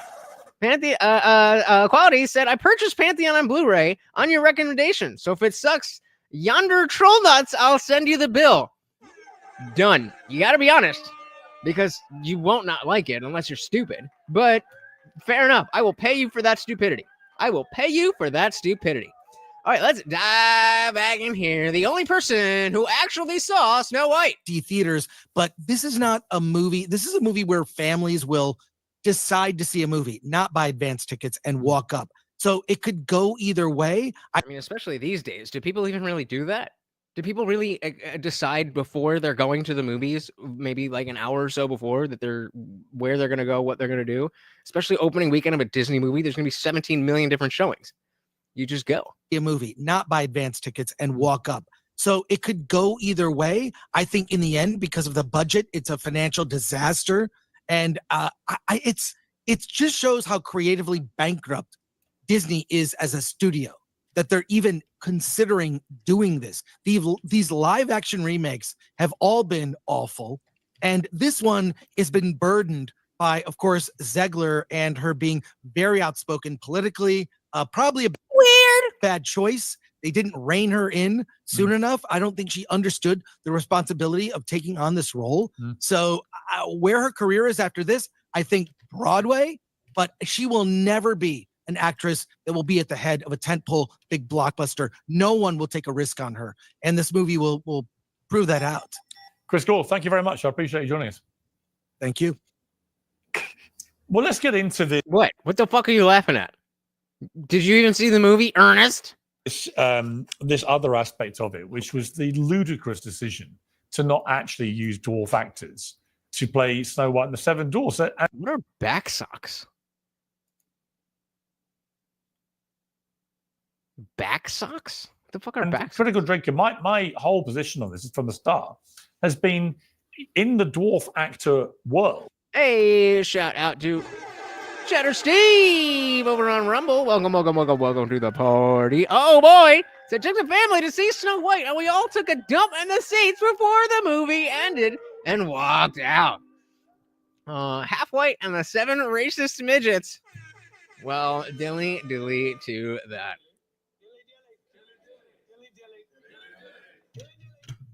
There you go. Don't say the People's Republic Snow White. There's no surprise movie theaters are still a thing. For sure, thought COVID was going to kill it off. Can you imagine how much jizz is left behind? Like yearly. Gallons, bro. Gallons. Put a one in the chat if you have never got sucked off in a movie theater. On this from the start has been in the dwarf actor world. There is not a bigger gig or a more lucrative, better paid gig out there in Hollywood than playing one of the dwarves in a Disney remake of Snow White.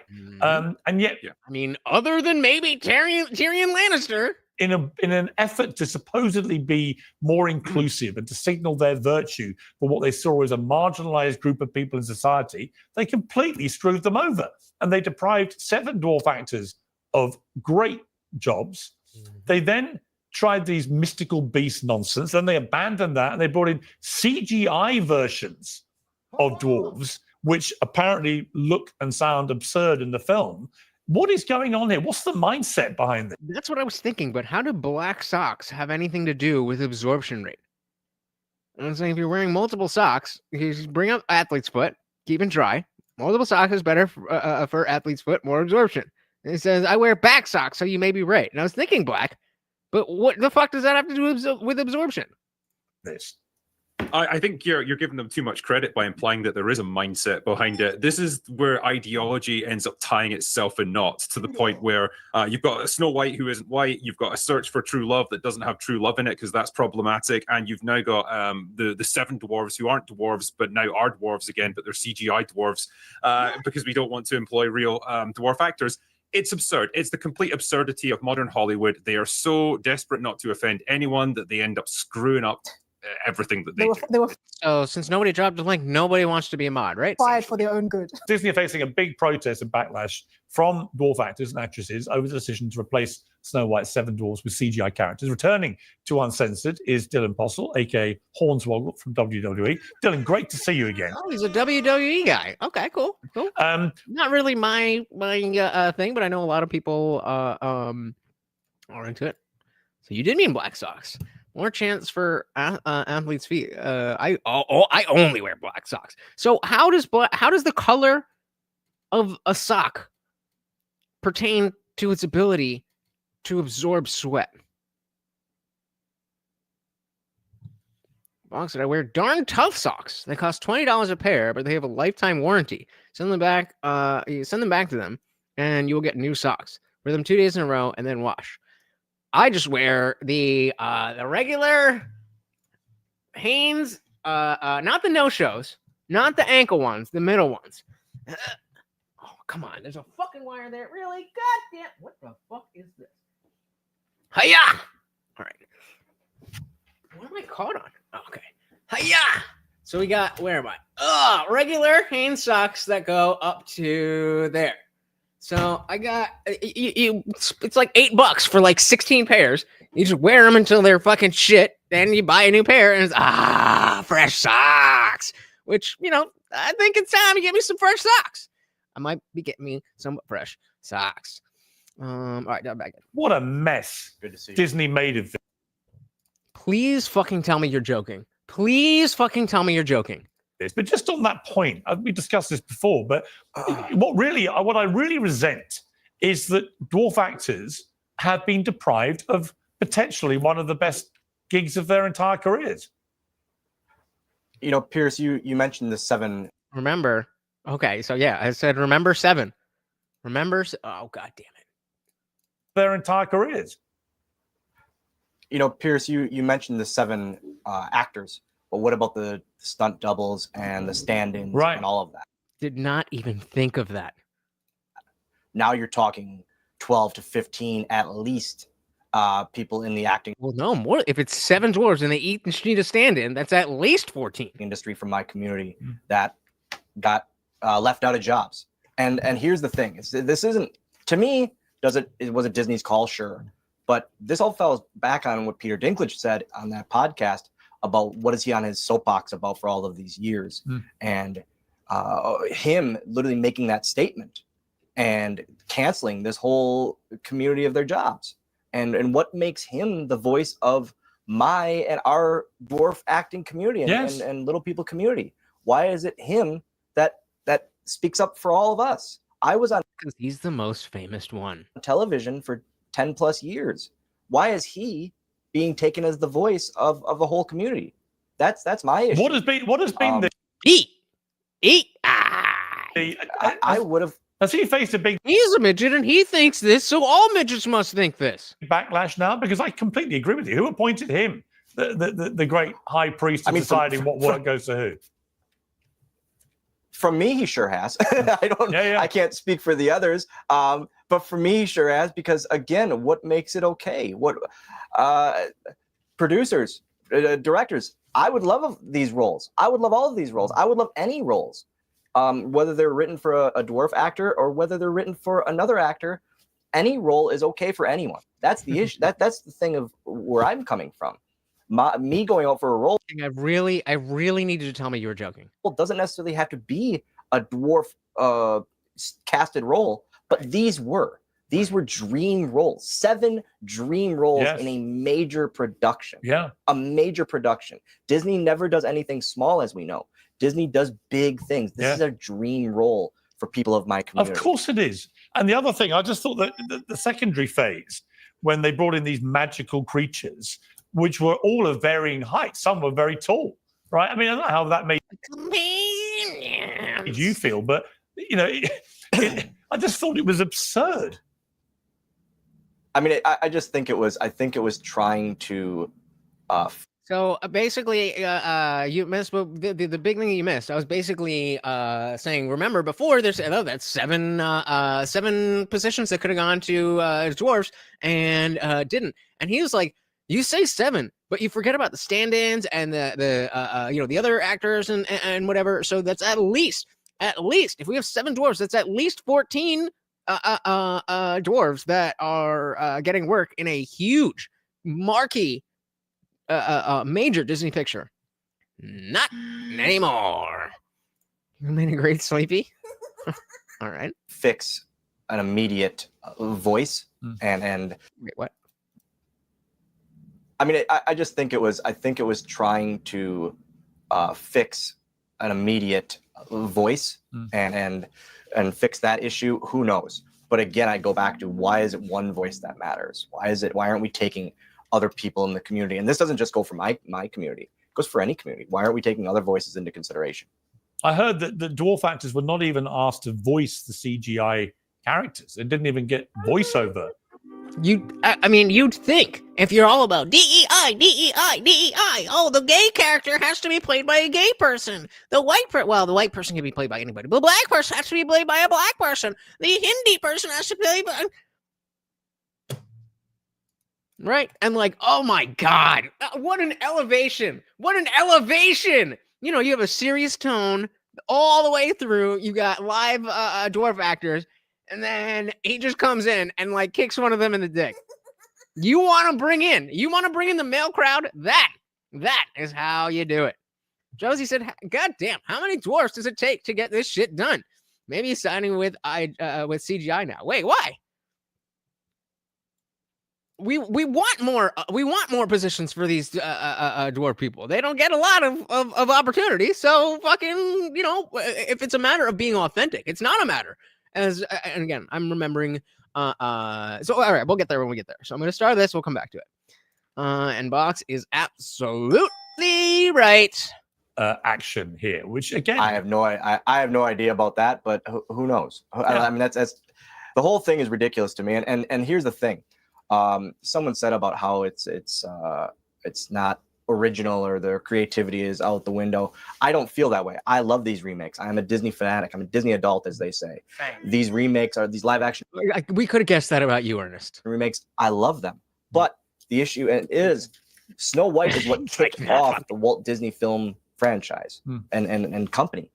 So now, argue with me if you want, who was the star of Snow White? Was it Snow White, or who did the dwarves stand out the most? That's a good question. Let's put that to a vote. And of course, guys, don't forget Morty is starving. We have not gotten a single donation. Who is more famous from the original Snow White? I'm not fixing the spelling because I don't care. You know what I mean. Snow White or the dwarves? The dwarves are what you remember about the film. Agree or disagree. And guys, there is the 5-minute timer on this whole goal. 7 different characters with different personalities who now could have been 7 different actors with different personalities and different dream roles. And you know what's really laughable in a sick way is if Ernest forgot his wig. You asked Disney at the time why they were doing this, and so we're being progressive, we're listening, oh, come on.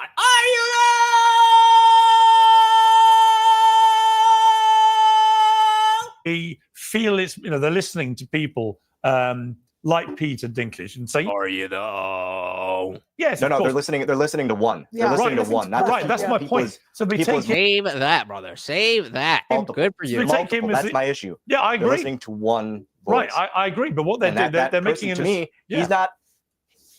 I never voted him as president of my community. Right. I never voted that. He's the one that spoke up because he had that voice on that podcast. I get it. I really, really do. He had a huge platform, and he said that on a platform. Yeah. It's almost like liberals don't have principles. They just say whatever's convenient for them in the moment. Sensing a theme here. Shout out to Guam Tech. Thank you so very, very much, sir. For work. I need to get that work in. Thank you so very, very much. A new co-sponsor of the stream with our new disciple, Zippy DSM Lee. Thank you, gentlemen. Very, very much appreciated. I really, really do. He had a huge platform, and he said that on a platform, and it just got buzzed. I understand that. But then why not, after that, go to other dwarf actors? Or even not even dwarf actors, just people in the dwarf community. Yes. And be like, hey, you take this offensively? No. I would bet my house that, yes, 10 people, 9 in the dwarf community are going, no, that's great for our 100%. I think Peter Dinklage owes you all a massive public apology. And it's fine for him because he's made his millions. He won't. He's made his millions. He won't do it. The issue is he won't do it. The checks. He's a bitch. Bugs coming in with the $2. Thank you so very, very much, sir. No more though. Put it towards your debt. Very much appreciated. Me and the Overlord. Very, very, very much appreciated. The rest of that to your debt. Thank you so very, very much. And thank you, King Nirvana, guys. If you have not already, we got 8 people. We got 8 likes, but I don't know if you are the same 8 people. I'm going to assume you are because you guys are awesome. But thank you if you did not already hit the like button. King is about it. Thank you, gentlemen. Very much appreciated. He's made his millions. He won't. He's made his millions. And he won't do it. The issue is he won't do it. The check from Elf when he took that role cashed perfectly fine. Exactly. Yep, it did. Perfectly fine. Exactly. Fine for him, not fine for everybody else. It's brilliant to talk to you, Dylan. Yes, sir. You've been such a great advocate on this. Honestly, every word you say about it just rings so true. This isn't about me personally. No, this is I know. about the dwarf acting community. Can I just say, it's fine for it to be about you. Like, yeah, you got fucked over, as I believe it was Josie who said before. Like, you and your dwarf friends got fucked over more than anybody else in this entire situation, and that's okay. It's not playing the victim to just explain that, yes, in fact, I was victimized. There's a difference. Even above that, go ahead. No, I don't mean to trivialize this, but this kind of reminds me of what was done to like ring girls who were basically fired for their own good. So I'm not a huge boxing fan, but I went to see a boxing match in London. Fuck, I missed that. I remember. So before when, okay, where are we at? I've moved my camera up so I don't cut the top of my head off, and now I can't see the bottom of my monitor. We're at 1 hour and 24. I want to go right back to where he is brought in. 1 hour and 24 seconds. Listen to what the woman with the wig says. Decision to replace Snow White's 7 dwarfs with CGI characters. Returning to Uncensored is Dylan Postle, aka Hornswoggle from WWE. Dylan, great to see you again. What a mess Disney made of this. But just on that point, we discussed this before, but what I really resent is that dwarf actors have been deprived of potentially one of the best gigs of their entire careers. You know, Piers, you mentioned the 7 actors, but what about the? I thought it was there. Let's give it a second. The stunt doubles and the stand-ins Right. and all of that. Now you're talking 12 to 15 at least people in the acting industry from my community that got left out of jobs. And here's the thing: this isn't, to me, was it Disney's call? Sure, but this all fell back on what Peter Dinklage said on that podcast about what is he on his soapbox about for all of these years. And him, I don't know where it is. I missed it. But originally, somewhere right in this spot, she said, it's for your own good. And I forgot. And now she doubles down on it. 1 minute or 1 hour and 24 seconds. But before we do that, what in the fuck is going on? My goodness. We got Guam Tech. Thank you. Oh my goodness. There we go. We got Funk Master General with his 3rd super chat on a live stream. So the Overlord loves 2 things: the working man and watching you do push-ups. Yep. How much time we got left? Oh, we missed it by 2. So we will make another goal. And we'll do a total then, because you guys are pouring them in. We'll do a total. We'll see what we get. We did. Okay, goal done. It said 0 time, but hey, I'll take it. Done. So let's go. We had another one from Guam Tech. Let me make sure. I don't think I got a treat for this one. So we got a treat for this one. The $20 making you holla, of course, stealing that sponsor spot. I think I gotta do some math here, but I think so. Guam Tech again. Thank you very, very much. Morty's like, hell yeah. Bunkmaster again. There we go. And Guam Tech said, help the goal. Hell yes. And you did it. Swole goal complete. So here's what I'm going to do. I'm going to add another goal and see if we could we'll do 5 super chats at any level for 1 hour. And we'll add another 10 push-ups to that if we get there. So up to you guys. Well, stream push-ups. 10. We'll do 10 more. Swole stream push-ups. You guys are amazing. Thank you so very, very, very, very much. Oh, don't give me this error occurred bullshit. All right, let's dive back in.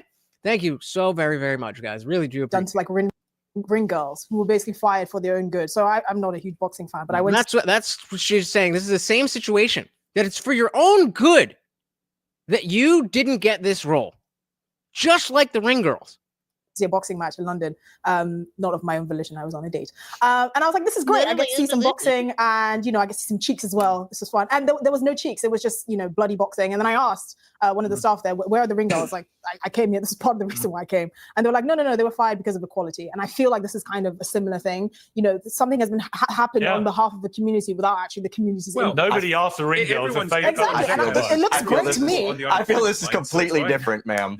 This is absolutely. It's almost like ring girls could do other stuff. Dwarf actors can't really do more stuff. That's kind of what they do. Act like dwarves. Completely different. Absolutely completely different. I'm in the sports entertainment world. I can't take your side on that. Okay. So this is literally people just going out for these roles that were made for them, and now they're taken away because one voice. Yeah, I one think person made- All right, so the goal is not working. So here's what we'll do. We are at $38. If we make it to $45, right? 45. I think that's fair. If we make it to $45, then that's another 10 push-ups. And my arms are already fucked because, I mean, I dropped the tray. It was the first day. It always happens, right? Cheddar Steve, is that a Peter Dinklage impersonator? Definitely not. I don't think he would appreciate the comparison. I said, thinking out loud, does Tom Cruise count as a little person? You know what? He's taller than me, so you can fuck right off. Fuck right off. Isn't her for your own good statement sarcastic? I thought it was when I first heard it, but clearly not. Clearly, she is making the point right now. that were made for them, and now they're taken away because one voice. Yeah, I think I totally agree with you. Dylan, great to see you. Thank you very much. It's nice to see that you're an advocate for DEI, Piers. I'm happy to see that. Oh, so what you? So first, projection. So just because you can't see anything outside of the lens of race and gender and identity doesn't mean that that's how everybody else thinks. It's nice to see that you're an advocate for DEI, Piers. I'm happy to see that. What's that? I'm saying I'm happy to see that you're an advocate for DEI. It's refreshing. In what sense? Well, I mean, you know, it's interesting because so much of the show in the past and just these narratives lately have been about cutting jobs and being efficient. And you're advocating for Disney to do more inclusive work. No, you're missing the point. You're missing the point. But the movie is called. I think I do. I agree. I agree with it's you. not DEI. I think the dwarves should play dwarves. No, I think it's dwarf actors should be in the film. I agree it's with you on that. authenticity. It has nothing to do with DEI. Nothing DEI to has do nothing with to do with merit whatsoever. and authenticity. Ironically, what is okay? If it's DEI, what is inclusive about excluding dwarf actors from the role? No, I'm saying. I mean, I agree with you. And Claudia Devon said the bald chick needs a visit from ye old Pampan. So you see that you will misgender someone based on your own convenience. To you, that man looks more like a woman, so you're saying she and a chick. Sounds like you agree with me. I think that there should have been dwarf representation. Yeah, I but think you don't that they think that a should have been white for woman should have accuracy. played Snow White, which is You know, Piers, we've had this Wait, hold on. conversation for a while about where are the limits historical of your films, advocacy? and you said, Good could job, you guys. play Nelson Thank you, Mandela thank you. as a white guy? Yeah. And I told you, I don't think so. No. And Well, why? you were very much like, well, you thought it was important. So, Josie, I am live every Monday, Wednesday, Friday, 8 p.m. Eastern, and sometimes whenever I feel like it. This Friday, I do have to work, so we're going to be doing a Thursday show instead, but always a Monday, Wednesday, Friday, 8 p.m. Eastern, unless I know, let you know something else, like I just did. So this week is going to be Wednesday and Thursday. But usually Monday, Wednesday, Friday, 8 p.m. Eastern. You hit the bell, then you maybe, hopefully, potentially will get the notifications. And if you join the Discord, you definitely will never miss a video or stream. I'll give you that. Piers may not be advocating for anyone, but these people sure are, and he's there as a good devil's advocate, at least in this situation. She said, hot take, Brazzers Snow White was more entertaining. Didn't see it, but now, I mean, might go check it out. Dilly. Matthew said DEI would be the dwarf being Snow White. Pretty much. Make midgets great again. Shout out to the midgets. As a white guy, and I told you I don't think so. No. And Well, why? you were very much like, well, you thought it was important about the accuracy about that. And now you're saying a fictional character like Snow White, I guess, can't be played by a Latino woman because a fairy tale narrative, I guess, Brandy shouldn't play Cinderella because Cinderella was white. Snow White I guess, had the skin classic white as version. snow. Hold on, I'm saying. sorry. I actually really enjoyed the Brandy Cinderella movie. I mean, I was a kid, but seemed fine to me. I don't understand the limits of your advocacy. Snow White was called Snow White because her skin was as white as snow. I don't understand the logic of having a beige lady play Snow White when. Well, apparently, according to other people that have seen it, actually, according to Critical Drinker, there's a snowstorm, and that's where she gets the name from, a snowstorm. And I guess the snow was white as snow. They're perfectly available white actresses that could play that. Just like Ryan Gosling isn't playing M'Baka or something from Black Panther. Yep. Like I don't. Where are the limits of your advocacy? All right. So Well, it's okay for one race, but not another. Yeah, I think the whole point is they are no principles, just positions. Dwarves in the movie, and dwarf actors were deprived of playing them. That's not a DI issue. Yeah. It's just an common sense. authenticity And- outrage. I want to end on something. It just wasn't human dwarves. I want to end on something which we may all agree with, even you, Ernest, which is, are Hilaria and Alec Baldwin the most annoying people on God's earth? But do we now have a scintilla of sympathy for Alec Baldwin after we saw this clip of them on a red carpet talking about their god-awful reality show? Take a look. And when I say go, I mean the I think we're gonna see. We're gonna see how it feels to have it be out there. It's gonna be great. You're a winner. Oh my God! When I'm talking, you're not talking. Sorry. No, when I'm talking, you're not divorced. talking. This is why. Yes, we'll have to just cut him out of the show. No, That's his wife. I mean, I think this is a really raw show, and it's very real, and we took a lot of chances. And I think that we'll see where it leads us. We'll see what it feels like to have be out there, and then we'll see, if people. Shut up! I don't even care. Oh my God! I'm talking. You're not talking. Not talking. It's that fake Spanish accent as well. Well, let me start with you, Ernest, on this. Come on. I mean, she's a horror story. Any woman. I mean, yeah, we don't really need to go to that, but so let's go over to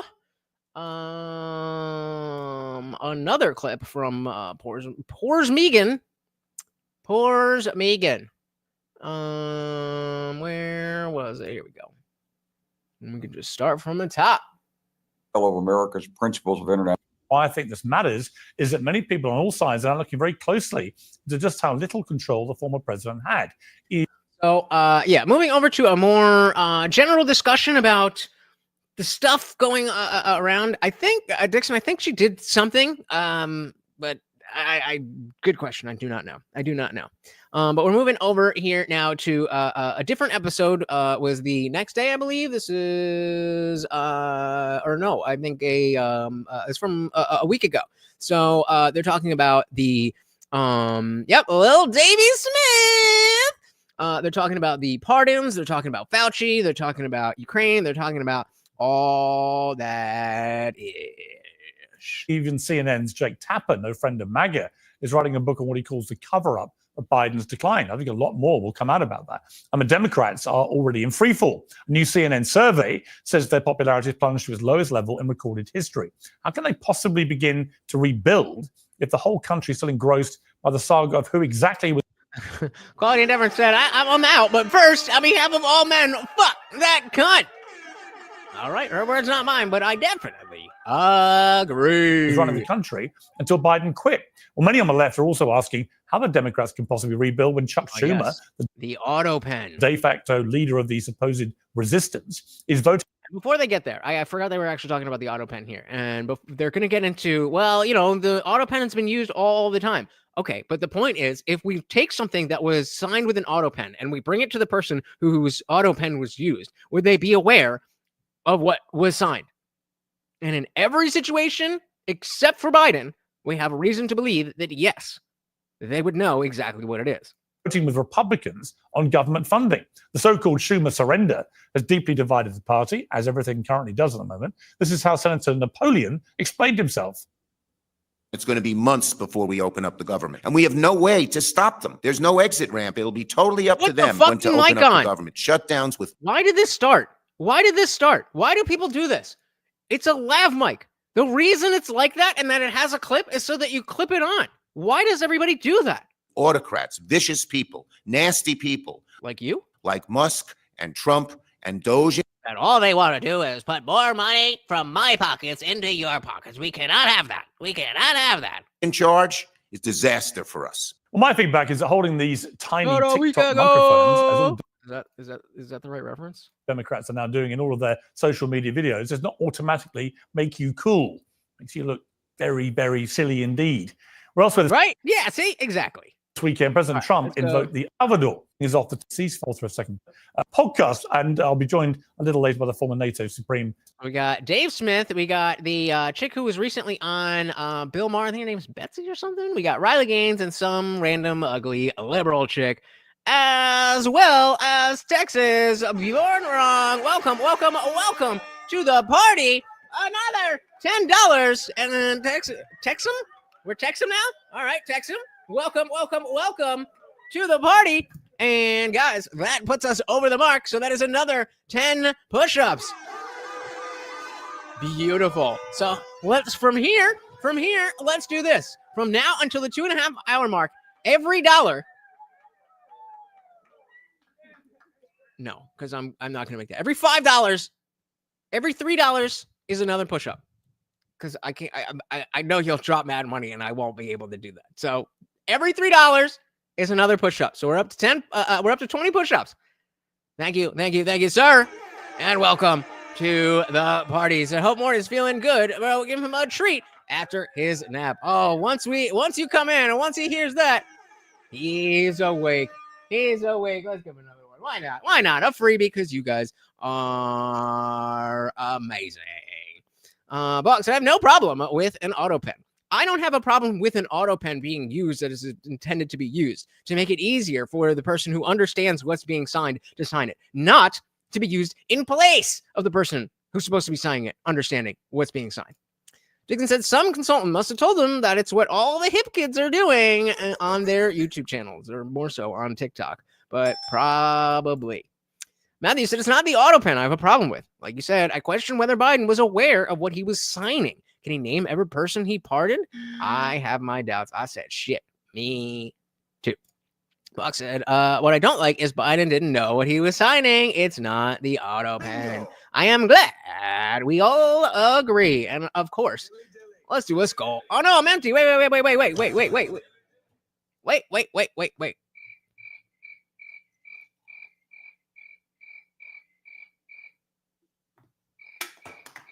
Hold on. That was, so that post that I put on my community tab from, what was it? It was either, I think it was from Pantheon, but I posted the thing and it said skull. That was the right thing, right? Dilly. Shout out to TSN and the Shuli crew. Always a pleasure to have you guys. I can't do that much, so it's up to you guys. We'll see. We'll see. If you want to go hard, then we'll make a decision. Part of the problem podcast, and I'll be joined a little later by the former NATO Supreme Allied Commander General Wesley Clark. So welcome to all of you.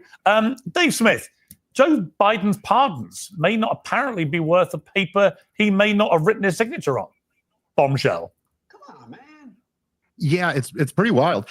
It's I have no legal expertise in the question of whether these auto signatures are legitimate or are not legitimate, and it's kind of an interesting legal question, I guess. But I think you hit the nail on the head in your opening there, Pierce. It's like none of this would ever. There's no way you could make this claim short of the fact that we all know the former sitting president was so senile. And this is, these are the type of conversations. Every single political commentator, including the four of us here, and everyone these are the type of conversations we were having privately throughout this whole the whole. I mean, I like the this one's they got the resistance. These ones tend to I don't have a lot of doorways, so it might fuck it up. But there you go. You want to pay for a bar there, a pull-up bar, then there you go. Oh, too many. Okay, so we'll do tiny URL.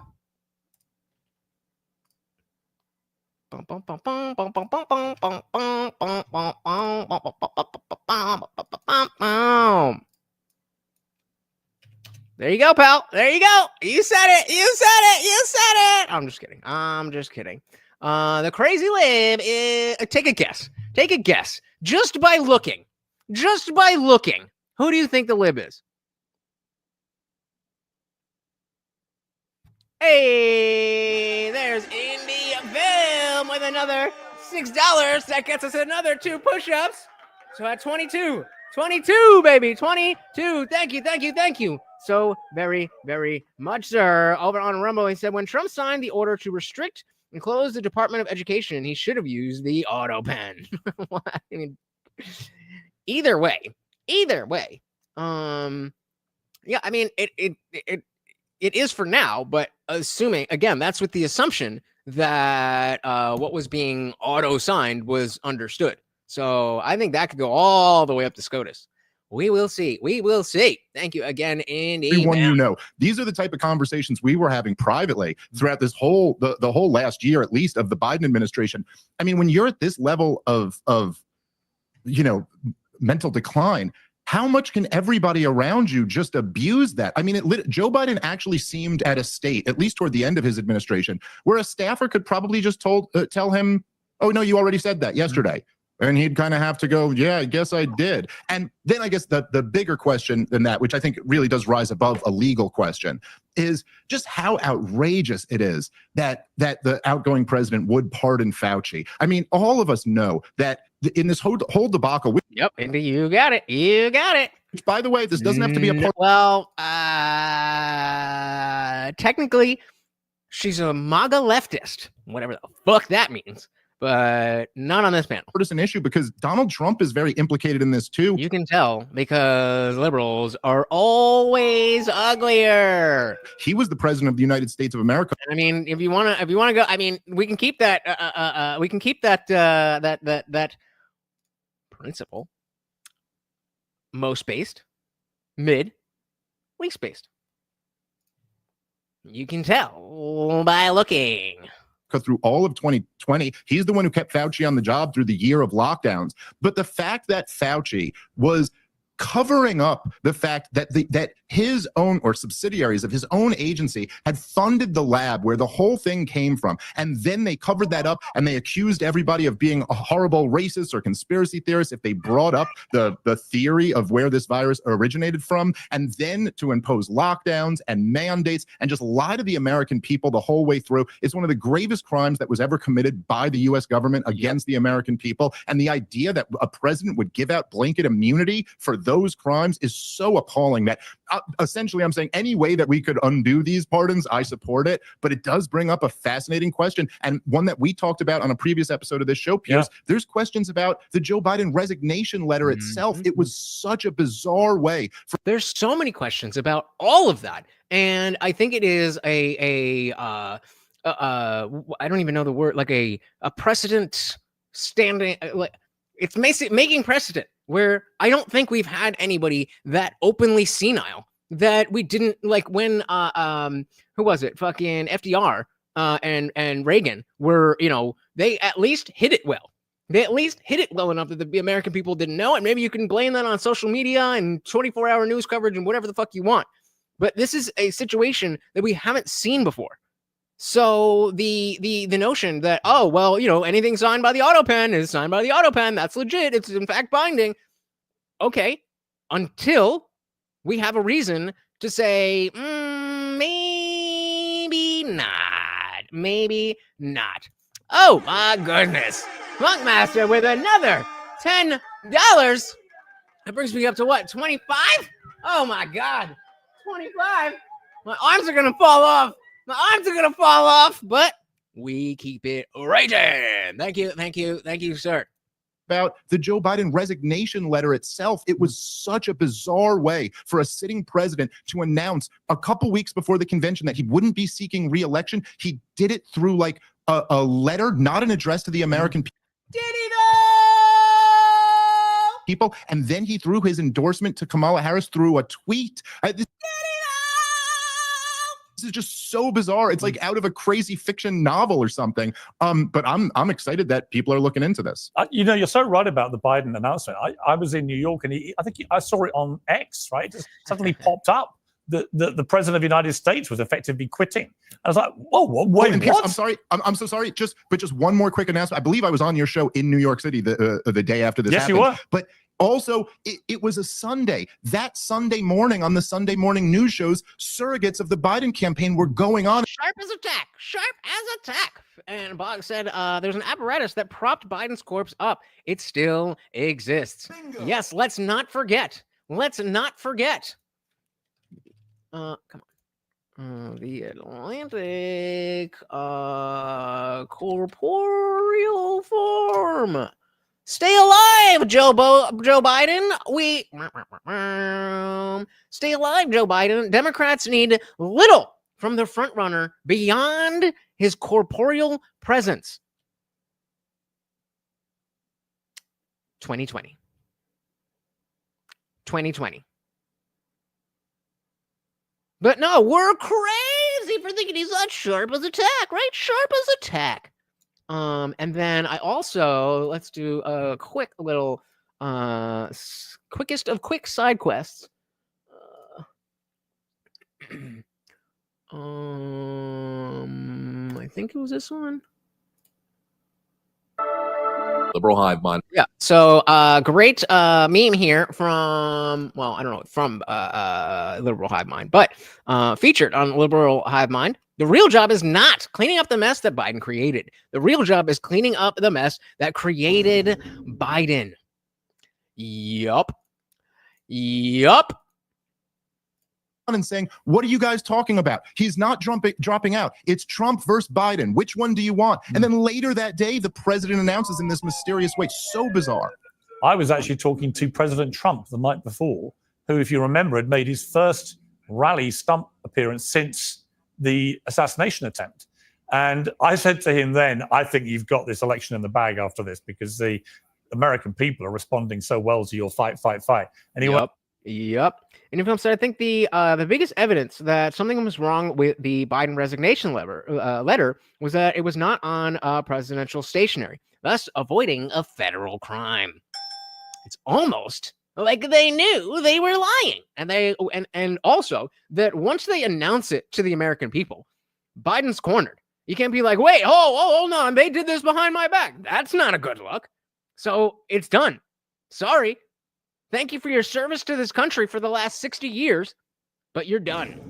But you know, the one thing I've learned this year, 3 months is a long time in this election cycle. And literally within about 12 hours, Biden had resigned.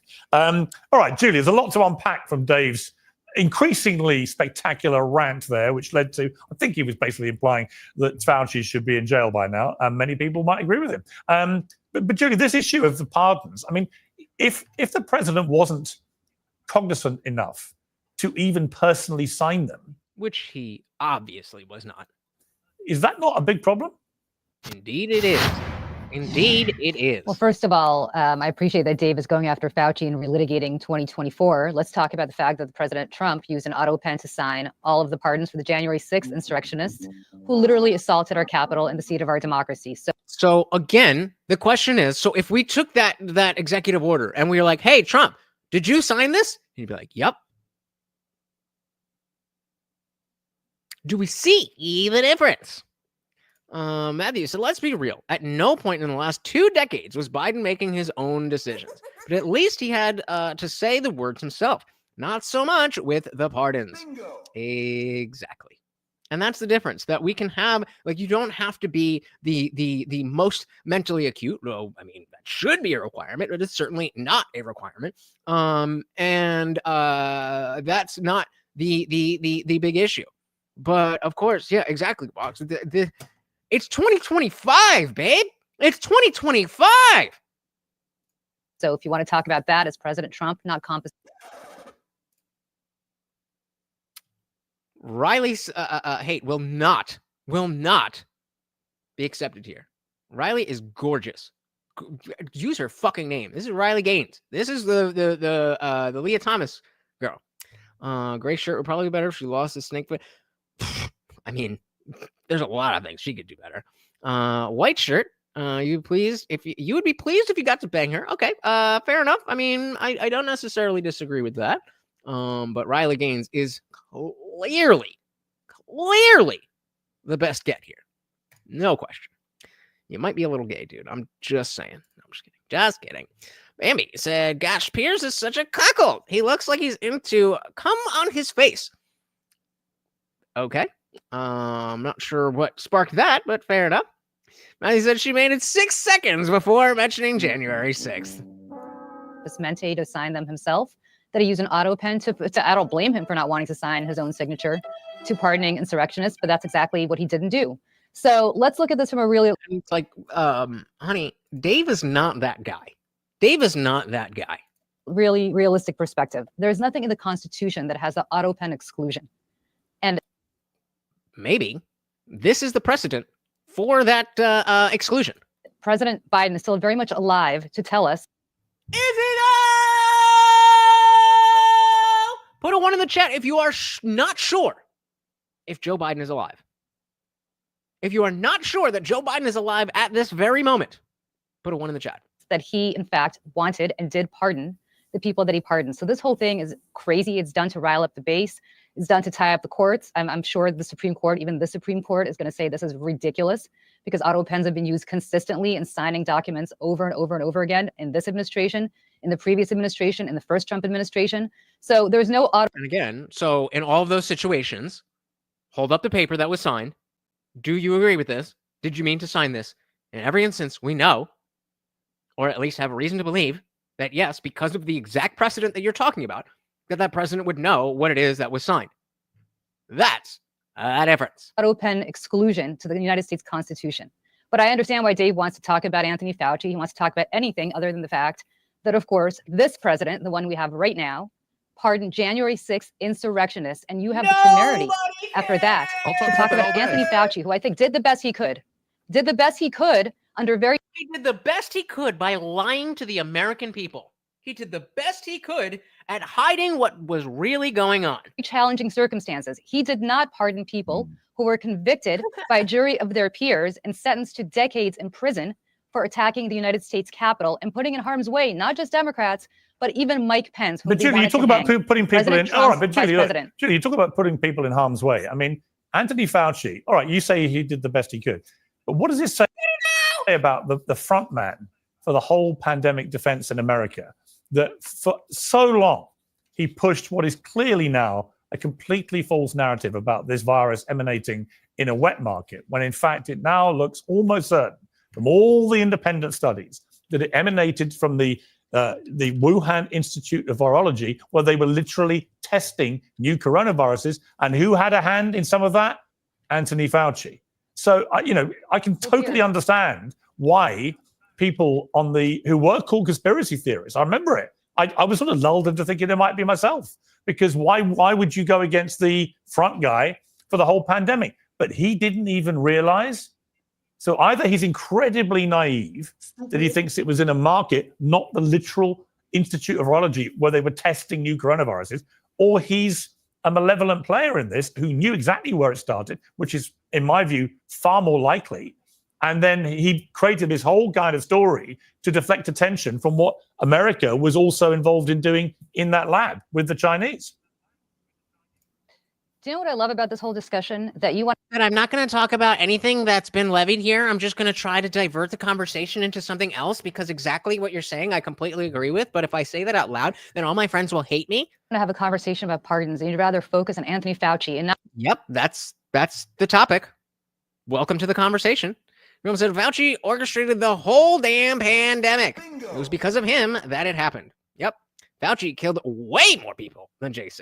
Absolutely. Not once did you mention anything about what I said about the January 6th insurrectionists. Apparently, we could just put that aside. I thought you made a good point. No, hang on. I thought you made a good point. Then why are we talking about Anthony Fauci? Listen, why? I thought you made a good point. I listen, Jude, to be clear, I thought thank you for acknowledging. Your response was very good. You said that Trump did the same thing with the pens, and that he pardoned all the January 6th people. I've said this regularly on the show. I do not think any of the ones on January the 6th who committed acts of violence should have got pardons, particularly against police officers who the Republican Party has always said should be the most protected people out there. So I don't understand why that happened. It was wrong. So just be clear, that's my position on it. But I also think that Dave raised very interesting questions. Okay. Free school, or free from who? So free lunch doesn't exist. So where's that money coming from? From the state DOE, from the federal DOE, from a different agency? because there's definitely ways I could agree with this and definitely ways that I could disagree. So free school lunch, just like so many left-wing policies, sounds good. Where's that money coming from? To be clear, that's my position on it. But I also think that Dave raised very interesting questions about Anthony Fauci getting this blanket pass dating back to 2014, by the way. So God knows what was going on for the previous 6-7 years. Right. I think that's unprecedented as well, right? Has a president ever given preemptive pardons and or pardons that go back a decade, or were the Biden the first of their kind? She said, every time I hear free, my pockets get emptier. Yep. So okay, we got full for, but that didn't go back a decade. That was for specifically for Watergate. 92 pardons related to Iran-Contra. Pardoned 6 individuals before their trials. Not going away. Recording is less common than Joe Biden issued family members. They are not unprecedented. So, what is the pardon that extends the longest back in time besides the Biden pardon?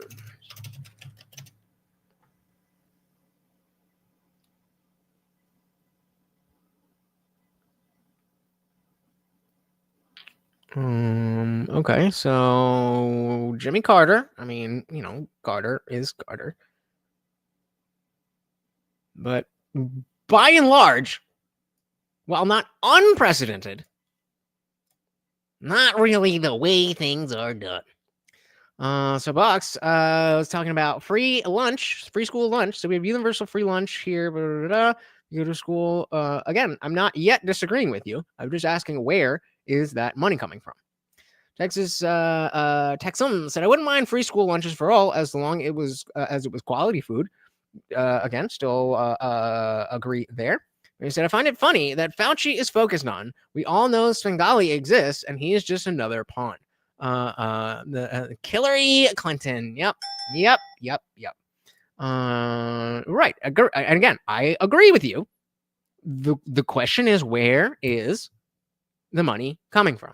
I'm not saying it can't be done. It's just a question of where you want that free lunch to be paid for. Film said, see, you guys want me to pay for your kids' lunch instead of you paying it for yourselves.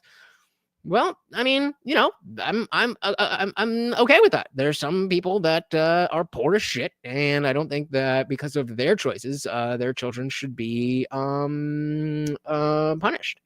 You know, so I believe some of those were commuted, not pardoned, which means they already served 3 years for pushing a police officer, and that's enough. They don't need 20 years. So another good point about the J6 pardons. They were already in jail, so they were commuted sentences. Not the same thing. Gomlik said, I'm more open to lefty stuff the more we get back on our feet. Bingo. Well said, sir. Well said. I was just thinking earlier about how, you know, maybe like 6 to 8 months ago, I was much more comfortable with the conservative label. And as the woke right has arisen, that I'm, you know, not so much, you know, in agreement. And I'm stepping back from that title as the landscape changes, and it is a changing. There's tenure, there's stigma, free lunch line from USAID. I don't want it coming from USAID, so no. Nope. I was saying, if that money comes from the state DOE, then completely agree, 100%. 14, by the way. Why would it not come from? Why would it be better to not come from the state Department of Education? So God knows what was going on for the in the previous 6-7 years. But whatever it was, they felt the need to go back to 2014 to issue the blanket pardon. Riley, let me bring you in here. You posted about Fauci when you saw this story, and no to USAID. And Julie's right. Look, there's a bit of hypocrisy here. I get that. And also people are now trying to use it to flip back to the Fauci immunity issue. But a lot of people feel very strongly about this, that they were basically hoodwinked by the man who was the face of the pandemic defense. Dylan said the woke right is just the next gen Bible thumpers doing their best red pill bro impressions. I don't even fully know if I agree, but that's a bar. I know they wouldn't like to hear that, so dilly. Yeah, well, I feel hoodwinked by Anthony Fauci. I said shit. Me too. Look, I was a college student at that time. I was a college athlete during that time. And living through COVID, the effects of that on the education system. But I mean, to be more specific here on my athletic career, what that looked like. Look, his lies, his negligence, and quite frankly, his greed, it killed innocent Americans. We've seen him testify before Congress, doubling down on these closures. You don't know what you're talking about, Senator Paul. We didn't change the name of gain-of-function research to hide the fact that we were specifically doing gain-of-function research on COVID vaccine, on COVID viruses. So that's the problem. Every time you give an inch, they take a mile. And modern leftists are not ashamed to be pro-socialism and Marxist. Giving them an inch would be a great mistake. And that is a big part of, why I started to realize that it's just not, the ideas, again, that sound good on paper are just that. They just sound good on paper. Closures and stay-at-home orders and mask mandates for children, despite previously admitting that there's no, keep cutting it, scientific backing in these actions. So I'm someone who certainly believes that Anthony Fauci belongs in jail. I hope we see justice from this. President Trump this morning, I believe on Air Force One, look, he said, it's not by my decision. He said it would be up to a court. They get to ultimately how democratic decide if it's null and void. But he even, reiterated the fact Biden didn't have any idea this is taking place. And to Julie's point, she says Biden is alive. We can just ask him. I haven't seen a single thing from Joe Biden since he pardoned his family moments before. Is that what it was? I mean, I don't go to McDonald's that often, but if I do, I'm always going to get breakfast. Even if I'm getting, even if it's late at night, I'll get, a burger or whatever, and I'll get a fucking McGriddle for the morning. And then one day they were like, yeah, we don't have breakfast. And I'm like, what are you talking about? That was a game changer. Fucking Fauci. God damn it. Dylan said, imagine if you had a true politically homeless, diverse sketch show, a magical place where Blue Anon conspiracies and anti-SJW material reigns supreme. Go ahead and make it. Go ahead and make it. Exactly, right? Exactly. We had it for we had it for a little bit longer than that. We had it for a minute. So I got used to it. I remember being in high school and when they dropped that shit. And I was like, why haven't they been doing this forever? Except if the government wasn't so mismanaged, the idea of feeding the kids in school would not be controversial. It's not the idea of feeding kids. It's the idea of again, using more money for a thing. That's all it is. In the same way we talk about the immigration levels of legal immigrants, and right now we're talking about people who were sponsored under Biden and Trump taking away their sponsorship. It's not the fact that was done incorrectly. It's the fact that if you zoom out, that the problem is so big that even adding one more grain of sand to the heap is might be the straw that breaks the camel's back. So it's not. I don't think anybody here thinks that children should starve.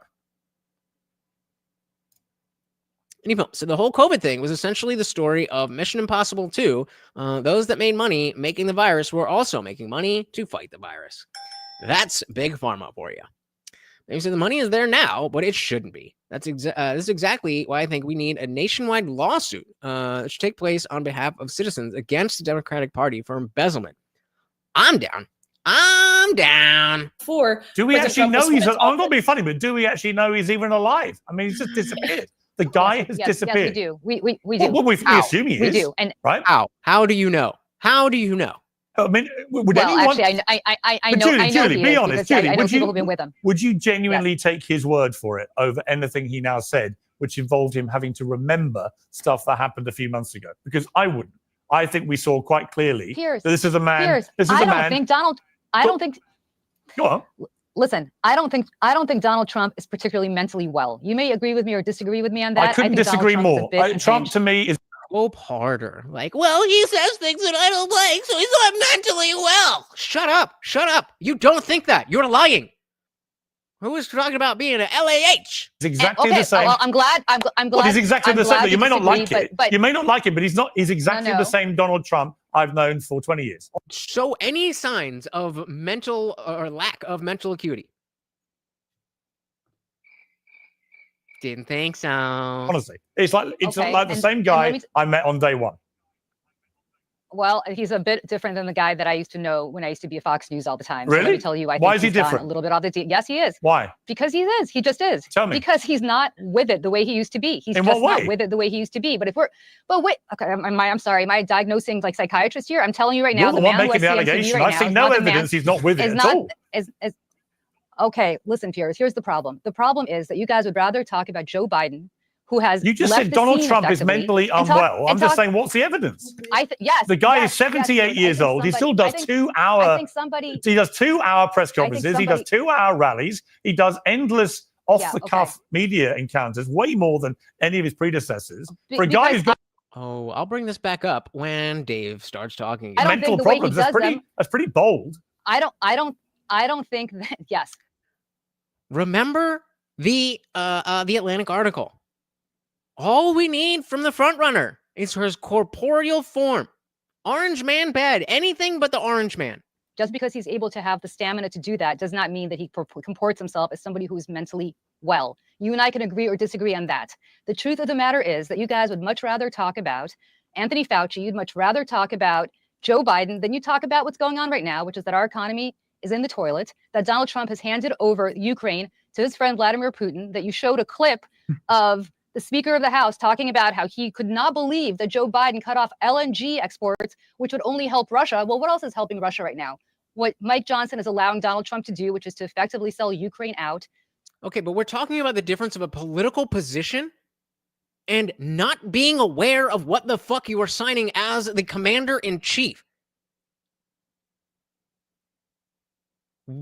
This is not a conversation. To the Kremlin. You guys would rather talk about Well, he hasn't you'd yet, rather has talk he? about He ancient history hasn't from done last anything of year. the sort yet. He hasn't what? He hasn't done anything of the sort yet. Trump has not sold anything out to anybody yet. All he's done is bring. All he's done is bring Ukraine to the negotiating table. Talk about other stuff. Can I answer that?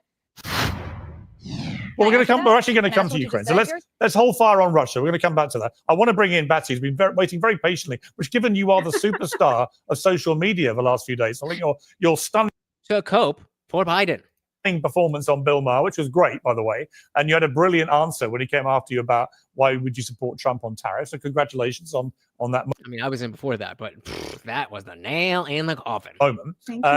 But on this issue of pardons, I mean, as Julie says, is there a bit of rank hypocrisy at play here? Are we really that bothered about auto pens? You know, I know that, for example, if you've got a Beatles signed anything for about a 3 or 4 year period, it's almost inevitably will have been done by an auto pen, right? But if you show that album to is Paul McCartney still alive? He's still alive, right? Either way, assuming if you show it to him, be like, would you have done this? I'm like, yeah. That's the issue. That's what you don't seem to be understanding. Right. So, do people who've got those signed albums feel cheated, robbed, and want to go to their lawyers, or they just turn a blind eye and go, you know what, they meant to sign it? And is it the same with the presidents? They're so busy they got to sign. That being said, in film, he was what the expression is meant to elicit. And so much stuff. Should we all just dial down from being exercised about auto pens, but maybe, as Dave Smith did, focus on the bigger picture, which raises again the issue of actually, if Fauci was brought to account, would he actually end up in serious trouble? Oh, he would. That's why he needed the pardons. And he said, sometimes I feel like we actually live in two different worlds. How can they hate Trump so much for things that are verifiably propagandized? It can only be explained by the alternate reality theory. Because they live in an alternate reality. It's that simple. It seems like it should be more complicated, but like they just don't know anything but what they are told to know.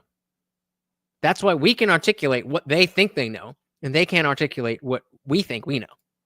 Which is why they gave him such a lengthy immunity. I'm not bothered by the pen so much as by the whole concept of a preemptive pardon, which seems to me to be an enormous assault on law and order. It suggests that there is nothing that Anthony Fauci could have done that the Democrats would consider worthy of prosecution. How can you possibly say that about any human being alive, especially somebody who is in charge of such controversial things? So I have never considered those pardons to be in any way justifiable. And I'm very curious to see what happens if they're brought before court. So I agree with Dave on that. And I agree with Riley. I'm sorry, Julie, I feel like you're alone here, but I want to agree. I think Riley brought up something really important, which is that President Trump tweeted the way that he often does, or sent out a social media post like the town cry.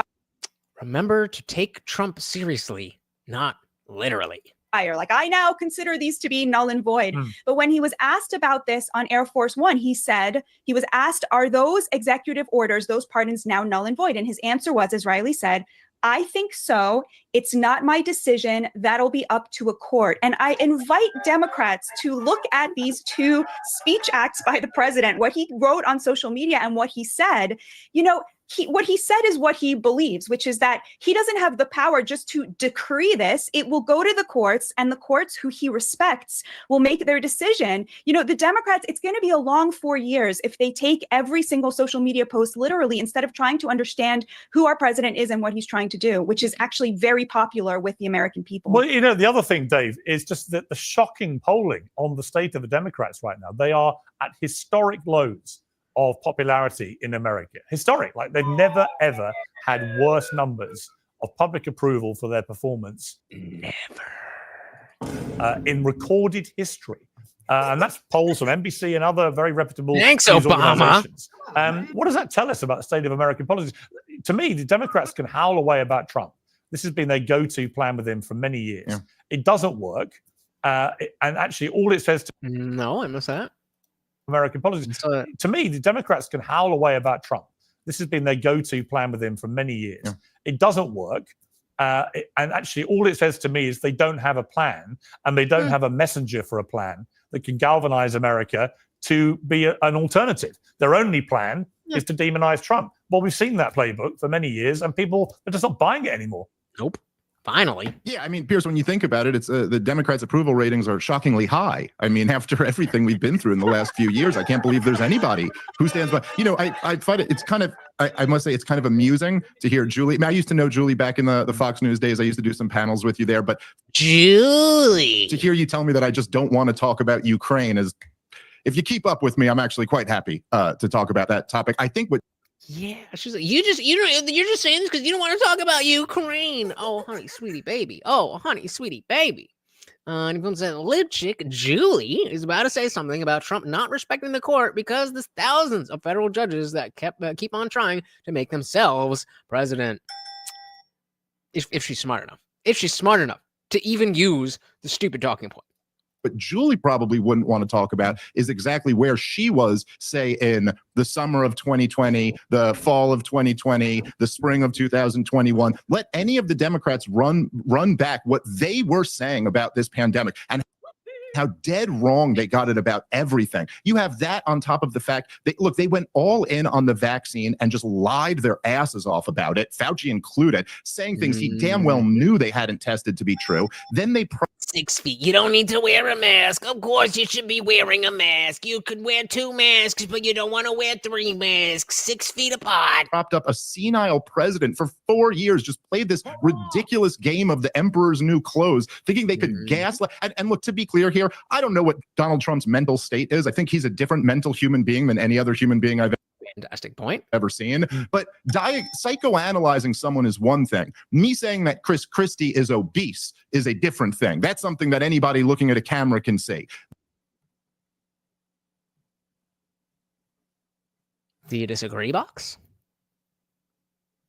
Do you disagree that we don't need a doctor to see that Chris Christie is obese? We don't need a doctor to be able to look at videos of Joe Biden throughout his entire life and see the drastic difference. This is the liberal mind virus, bro.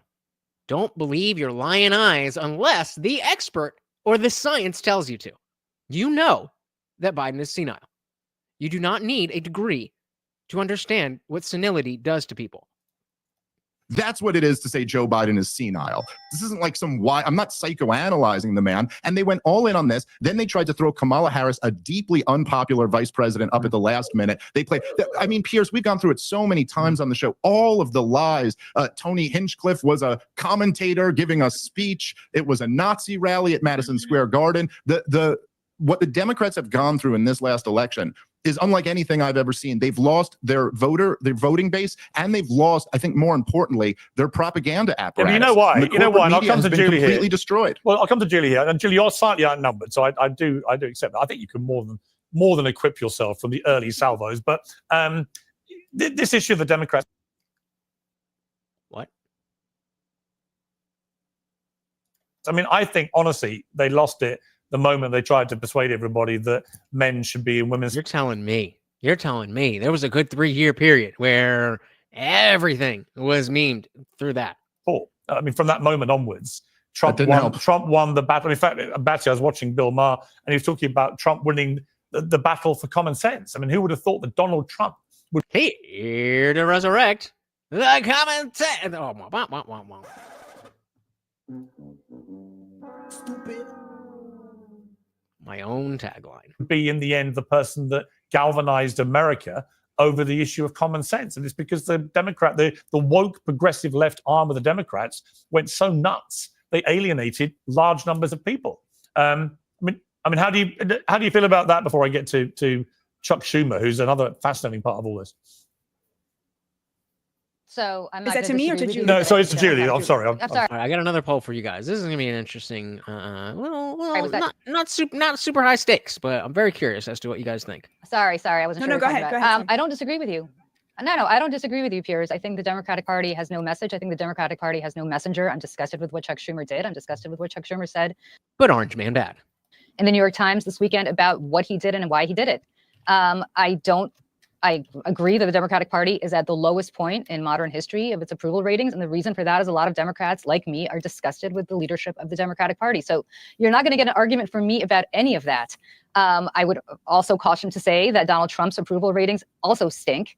And do they though? So it's not like the American people are enamored with either party right now. But yes, the Democrats have a tremendous, I'm enamored. Now the Republican Party, but with MAGA. Absolutely. To diminish from the fact that the Democrats have a tremendous amount of rebuilding to do. The Democrats, I think, don't know how to fight. The Democrats certainly don't know how to message. And I agree with you that the Democrats don't know how to make. So on that point, you're man enough to vote for a woman. They say is common sense. On that point about fighting, Yes. This whole issue of Chuck Schumer, basically helping the Republicans out, causing mayhem with a lot of the progressive left. Let's see Alexandria Ocasio-Cortez's reaction to Big what he booty did. Latina. Senate Democrats to completely roll over and give up. I think there is a deep sense of outrage and betrayal. Just to see Senate Democrats even consider acquiescing to Elon Musk, I think it is a huge slap in the face. Speaking of unelected officials, when did we elect Fauci? And what was interesting, I mean, Schumer, I think, took a pragmatic view, which he articulated by saying that a government shutdown would have been a far worse option than passing the GOP's spending bill. And that once it's shut down, Trump, Musk, and the others would have free reign to do what the hell they liked until it got reopened. I understood that argument. It was a pragmatic answer. But I also could see the fury from his own party members. How did you feel about it? I was furious, and I will tell you that, of course, the minute that bill was signed, that continuing resolution was passed, Donald Trump ignored what was in it and decided to sequester money that Congress had already appropriated. So, look, it's not like you're going to ever be able to work with Donald Trump if you're a Democrat. Projection. Yeah, with an attitude like that, maybe, I don't know, try? Donald Trump is on a grievance-filled rage to pay back the people that he thinks tried to put him in prison, and therefore he will not work with Chuck Schumer. Then maybe don't use lawfare against your political opponents. He will not work with House Democrats. He will not work with Senate Democrats. He is not somebody who is going to have a kumbaya bipartisan moment. And the minute that Chuck Schumer realizes that there is no working with Donald Trump, there is no working with Senate Republicans and House Republicans who are basically handmaidens to Donald Trump, who've given up their own co-equal branch of government responsibilities to do whatever the president wants. Yeah, they talk, I didn't, this, I don't like them. Like, that's a common thing. And even if you want to, not look at the other side and be like, well, what about that side? Kash Patel, not elected. Tulsi Gabbard, not elected. Any of these people, Dan Bongino, not elected. Pete Hegseth, not elected. All these people were appointed. That's how government works. The minute they can start standing up for the other 50% of this country who doesn't agree with Donald Trump. Until he does that, and until he realizes that messaging is part of that equation, I don't think the Democrats are going to be successful. And so I share Alexandria Ocasio-Cortez's anger. I share the anger. Of course you do. Of the Democratic grassroots. And I think that Chuck Schumer is not the right man for the moment that we're living in right now to be the Democratic leader of this party. Riley, as somebody who was one of the heroes, really, of driving this whole debate over biological men in women's sport. All right, guys, we are coming up on 3 hours, so I think we will continue until then. If you like to keep the butter raging, you know how to do it. It did seem to me that was one of the pivotal planks of the common sense culture war, which Trump so successfully won here. And, I've just written a column for The Spectator magazine here, that amid all the hysteria that I'm seeing about Trump, as always, we're 2 months in. And if I was a betting man looking ahead to, say, 6 months down the line, say to the end of the year, I would say there's a very good chance by the end of the year that Trump has got the US economy purring, that he's got peace both in Gaza and in Ukraine. Not perfect peace, because they never are, but peace. And that he's probably got the border into a far more controlled state than it was under the previous administration. And if he's done those 4 things in his first year, he will go down immediately as one of the most transformative presidents of modern times. So I think the Democrats are in real trouble here. And the reason they're trying to chuck everything at Trump and Elon Musk and the others is because I think a lot of them think this might be what happens. That's right, Piers. You believe that because Trump is a man of his word. He makes promises and he keeps his promises. Promises watching made. AOC's remarks, watching the response that we have seen. Promises made. Promises kept. Promises. Watching AOC's remarks, watching the response that we have seen following Chuck Schumer's vote on the CR. I mean, to your point, to Dave's point, it's like every single day I wake up to a new nonsensical, destructive hill that the Democrats are willing to die on, whether it is men and women's sports, whether it is, Aunt Jemima on a syrup bottle. I think today the hill that Democrats are willing to die on is an auto pen signature from a vegetable president on a preemptive pardon for totally innocent people. Yup. And violent criminal non-U.S. citizens are entitled to due process. They have built their entire movement on identity politics, on corruption, on media control, on hypocrisy, but now it's all collapsing under its own weight. We're seeing like a house of cards, what we've been saying for the last 10 years. Infighting, we are seeing failed policies, and we are seeing now the general public waking up to this scam. And I can say as someone who, the past 16-ish years, 12 of those years leading up to, of course, January 20th, were under Democrat control. So most of my adult life, we have seen Democrats in charge of this country. This is something that this type of infighting, I really haven't seen before. Democrats in total disarray like this. Normally it's happening on the Republican side of the aisle. So to see Republicans together and cohesive and advancing in this way and united, really, I think it's something we haven't seen before. And I think it's largely to blame the Democrats. They are their own worst enemy. They are eating each other alive. We've now seen Chuck Schumer this morning. He just announced that he had to cancel his book tour after his own party revolted against him. So again, the Democratic Party in a nutshell is unquestioning loyalty and total conformity. No principles, just positions. Or else. And we saw what happened with Gavin Newsom, right? I think he started the Democratic Party civil war of 2025 after his comments and saying, look, it is unfair to allow men onto women's sports teams. Well, they're all working out. They're all working out. You were right all along. As I kept telling you were. Whenever you came on, you were. And you were very brave, because actually to be as vocal as you were about that issue At 2 that years ago time, was to yeah. sign your professional death warrant in many places. You know, the cancel culture was alive and aggressive and nasty, and people like you and J.K. Rowling and others who stood up for women's rights were getting destroyed. So it took a lot of courage, and I've saluted you for that. Batia, it was interesting because one of the great hopes that you might think might come through all this has always been, well, if Michelle Obama ran, she would take Trump down. And Michelle Obama's... Would she though? Dylan says it's weird how dark, violent day in American history netted only one murder, one medical emergency, and an alleged Epsteining. Sounds bad, but can definitely be worse, like the Summer Love riots. Has now got this podcast out with her brother that is spectacularly awful and might be ending any prospect that she could ever run for president, podcast by podcast. Let's take a look at one of the more enthralling clips. Every year we'd have the turkey pardoning. And she does look like she's on Ozempic. That was the one thing that the girls would do at Barack, was to go stand next to him when he pardoned this turkey. Yes. And it was cute when they were little, but as they got older, you could see on their faces in the shots of them thinking, I would just...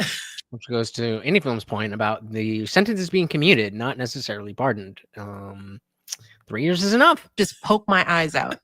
Just right now, just get me out of here. I'm standing with my father telling these stupid jokes, next to a turkey. Now, that's her brother, Craig. And look, it's perfectly nice, fair if you just want to hear tittle-tattle about turkeys and whatever. But it's not doing very well. And I think that is indicative of the problem the Democrats are in, Batty, because you're trying to work out where are they going to go. They're either going to someone like Newsom, who's performing U-turn after U-turn on what he persistently stood up for, which was all the woke stuff, or they've got to find someone, haven't they, out there who can be the new Bill Clinton, maybe. Somebody a lot more to the center, who instinctively understands what the average American probably thinks, and who can genuinely take on Trump and then whoever follows Trump. Because, at the moment, I just, if this carries on the way I think it is, the idea the Democrats can win in 2028 is for the birds, I think. For the birds. Here's the problem that the All right, we'll give her the last Democrats word, have. unless they go to Dave next, and he'll get the last word. Trump has outflanked them to the left on the economy. So he stole what was the Democrats' platform for 100 years. We are for the working class. Are you though? Economic protectionism, creating an economy that rewards hard work of working class people, protecting labor through tariffs and through controlling the border by limiting the supply of labor, which of course raises the wages of Americans. This was the Democrats' economic platform since the New Deal. And Trump's... This is a fantastic point that Indie Film brings up, that, Kamala lost because America's racist against black women, but Michelle Obama will win. What? Make it make sense. She got that on the list. Simply lifted it from them because the Democrats had stopped catering to labor and started catering to the kind of people Michelle Obama's podcast is for. No, I don't think so. I think they're talking about beyond 2020. Are rich women. And because the Democrats don't have an economic platform anymore for the working class, they had to take on Trump with these cultural battles that make them sound insane, like defending the right of men to show their penises to little girls in locker rooms. What Riley was... Are you trying to tell us something? Because as much as, not a fan of the Obamas, this is not okay. Dylan said, to be frank, Michelle seems slightly more tolerable than the super private public couple known as Mrs. and Mrs. Markle. Yeah, but, that bar is on the floor. Exposed to horrifically. And so Trump found it so easy then to simply say, well, I'm going to be the moderate on this, on all of these social issues. And so he won both on the economic policy, then on the social policy, and then on the foreign policy by stealing the Democrats' anti-war platform. So basically you have a New Deal Democrat in Trump. And so the Democrats are really struggling. Like, what would you say they stand for now? Well, they say we stand against Trump's abuses of the LGBTQ community. That's it. That's all they stand for. Orange man bad. He appointed the highest ranking out gay in American history. Yeah, it's not going to wash. It's all nonsense, right? And so people are not going to buy it. I'll just end with this, Piers. If I was giving advice to the Democrats, which I would love to do, I don't know why they don't invite me to. I'm a leftist, and I would be very happy to explain their path back to the working class. What they need to do. Quamtech, please be as sarcastic as possible. A MAGA leftist, though, aren't you? I'm a MAGA leftist. I think this is what they need to do. They need to say Trump is right on the economy. He is creating an economy that is going to reward working class labor, but the Republicans are bad on abortion and they're bad on healthcare. So we will. Are we though? Will give you immigration control. We will give you the tariffs. We will protect working class labor, but you won't have to worry that abortion is going to become illegal. I mean, that is a winning agenda for the Democrats. Unfortunately, they simply, all they care about now is fighting Trump and fighting Musk. They've lost any interest in actually elevating the working class. See, Batu, you've got a very interesting voice in this. Well, let me ask you, were you surprised by the reaction to your appearance on Bill Maher? In the room, you get booed by the audience a lot if you defend any of these things. So I wasn't liberals, one mind block. Surprised by that. But I got to tell you, Piers, I have received thousands and thousands of messages from people saying to me, that's what I am. You are what I am. The silent majority is starting to majority. So, I mean, we covered a bunch of different topics here, and, between the empty wokeness of liberals at every level. It's not a Zoomer thing. It's not just a college kid thing. It's a liberal thing. It is baked into the ways that they come to these positions. It's baked into the reasons why they think the things that they think. There is I don't know exactly what it is, but there's something in the DNA of being part of the Democratic Party that you don't question. You don't question anything that they deem unquestionable. And it's just not working. So some of them are starting to realize, a lot of them have just jumped ship. I was one of those people, and I jumped ship a long time ago. But, the people who stuck on through Trump and Biden, and still, people are still moving in the right direction, pun intended. And, it's, I think we're in a good spot. But I also think that it's important that, number one, we don't get too comfortable and be like, oh, yeah, we got this. We don't got to do anything else. And number two, realize that there is the split in the MAGA movement is going to continue. There's good as it becomes more normalized, then different factions are going to present themselves. And so keeping an eye on the landscape as it is moving will help you figure out, as this stuff happens, as the new thing happens, as the new files of this drop, then you have an understanding of, like, okay, how does this affect my perception of the big picture? Big shout out to all of our donations. Shout out to Zippy, who signed up. We had more from everybody coming through. Really appreciate it. I know I got to do that push-ups. We got 25 push-ups here. I don't know how fun it's going to be, but I will do it for you guys because you did this for me.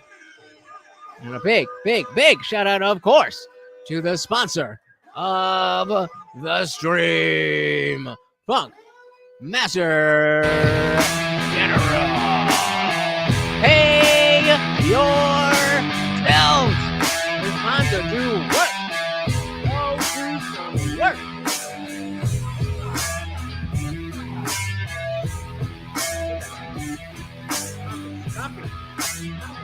All right. Go with me. Let's go.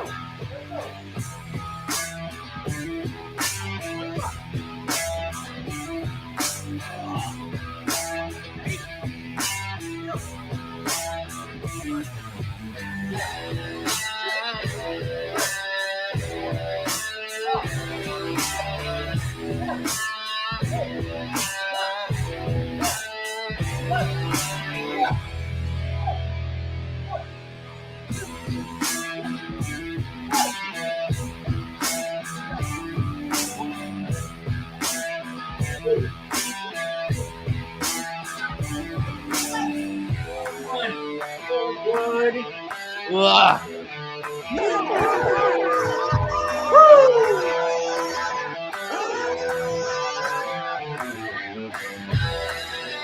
Done and done. Who paid themselves? Who paid themselves? I know Glomfeck's out there doing something.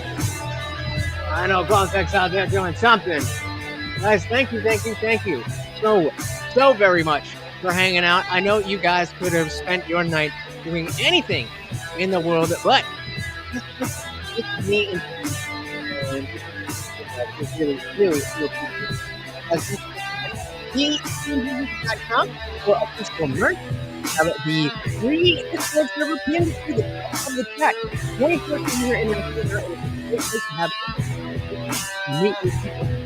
And like I said, however, if you are part of the Discord on YouTube, then we will voice only for our anything like that. You are not stuck behind your keyboard. You're actually on screen with me and everybody else. Let's do it. Thank you so very, very much, guys. Once again, this is Morty, and I have been your host, Lutch, aka the Indian Jesus, here to resurrect the second coming of common sense. Until next time, guys, we are out of here. Peace.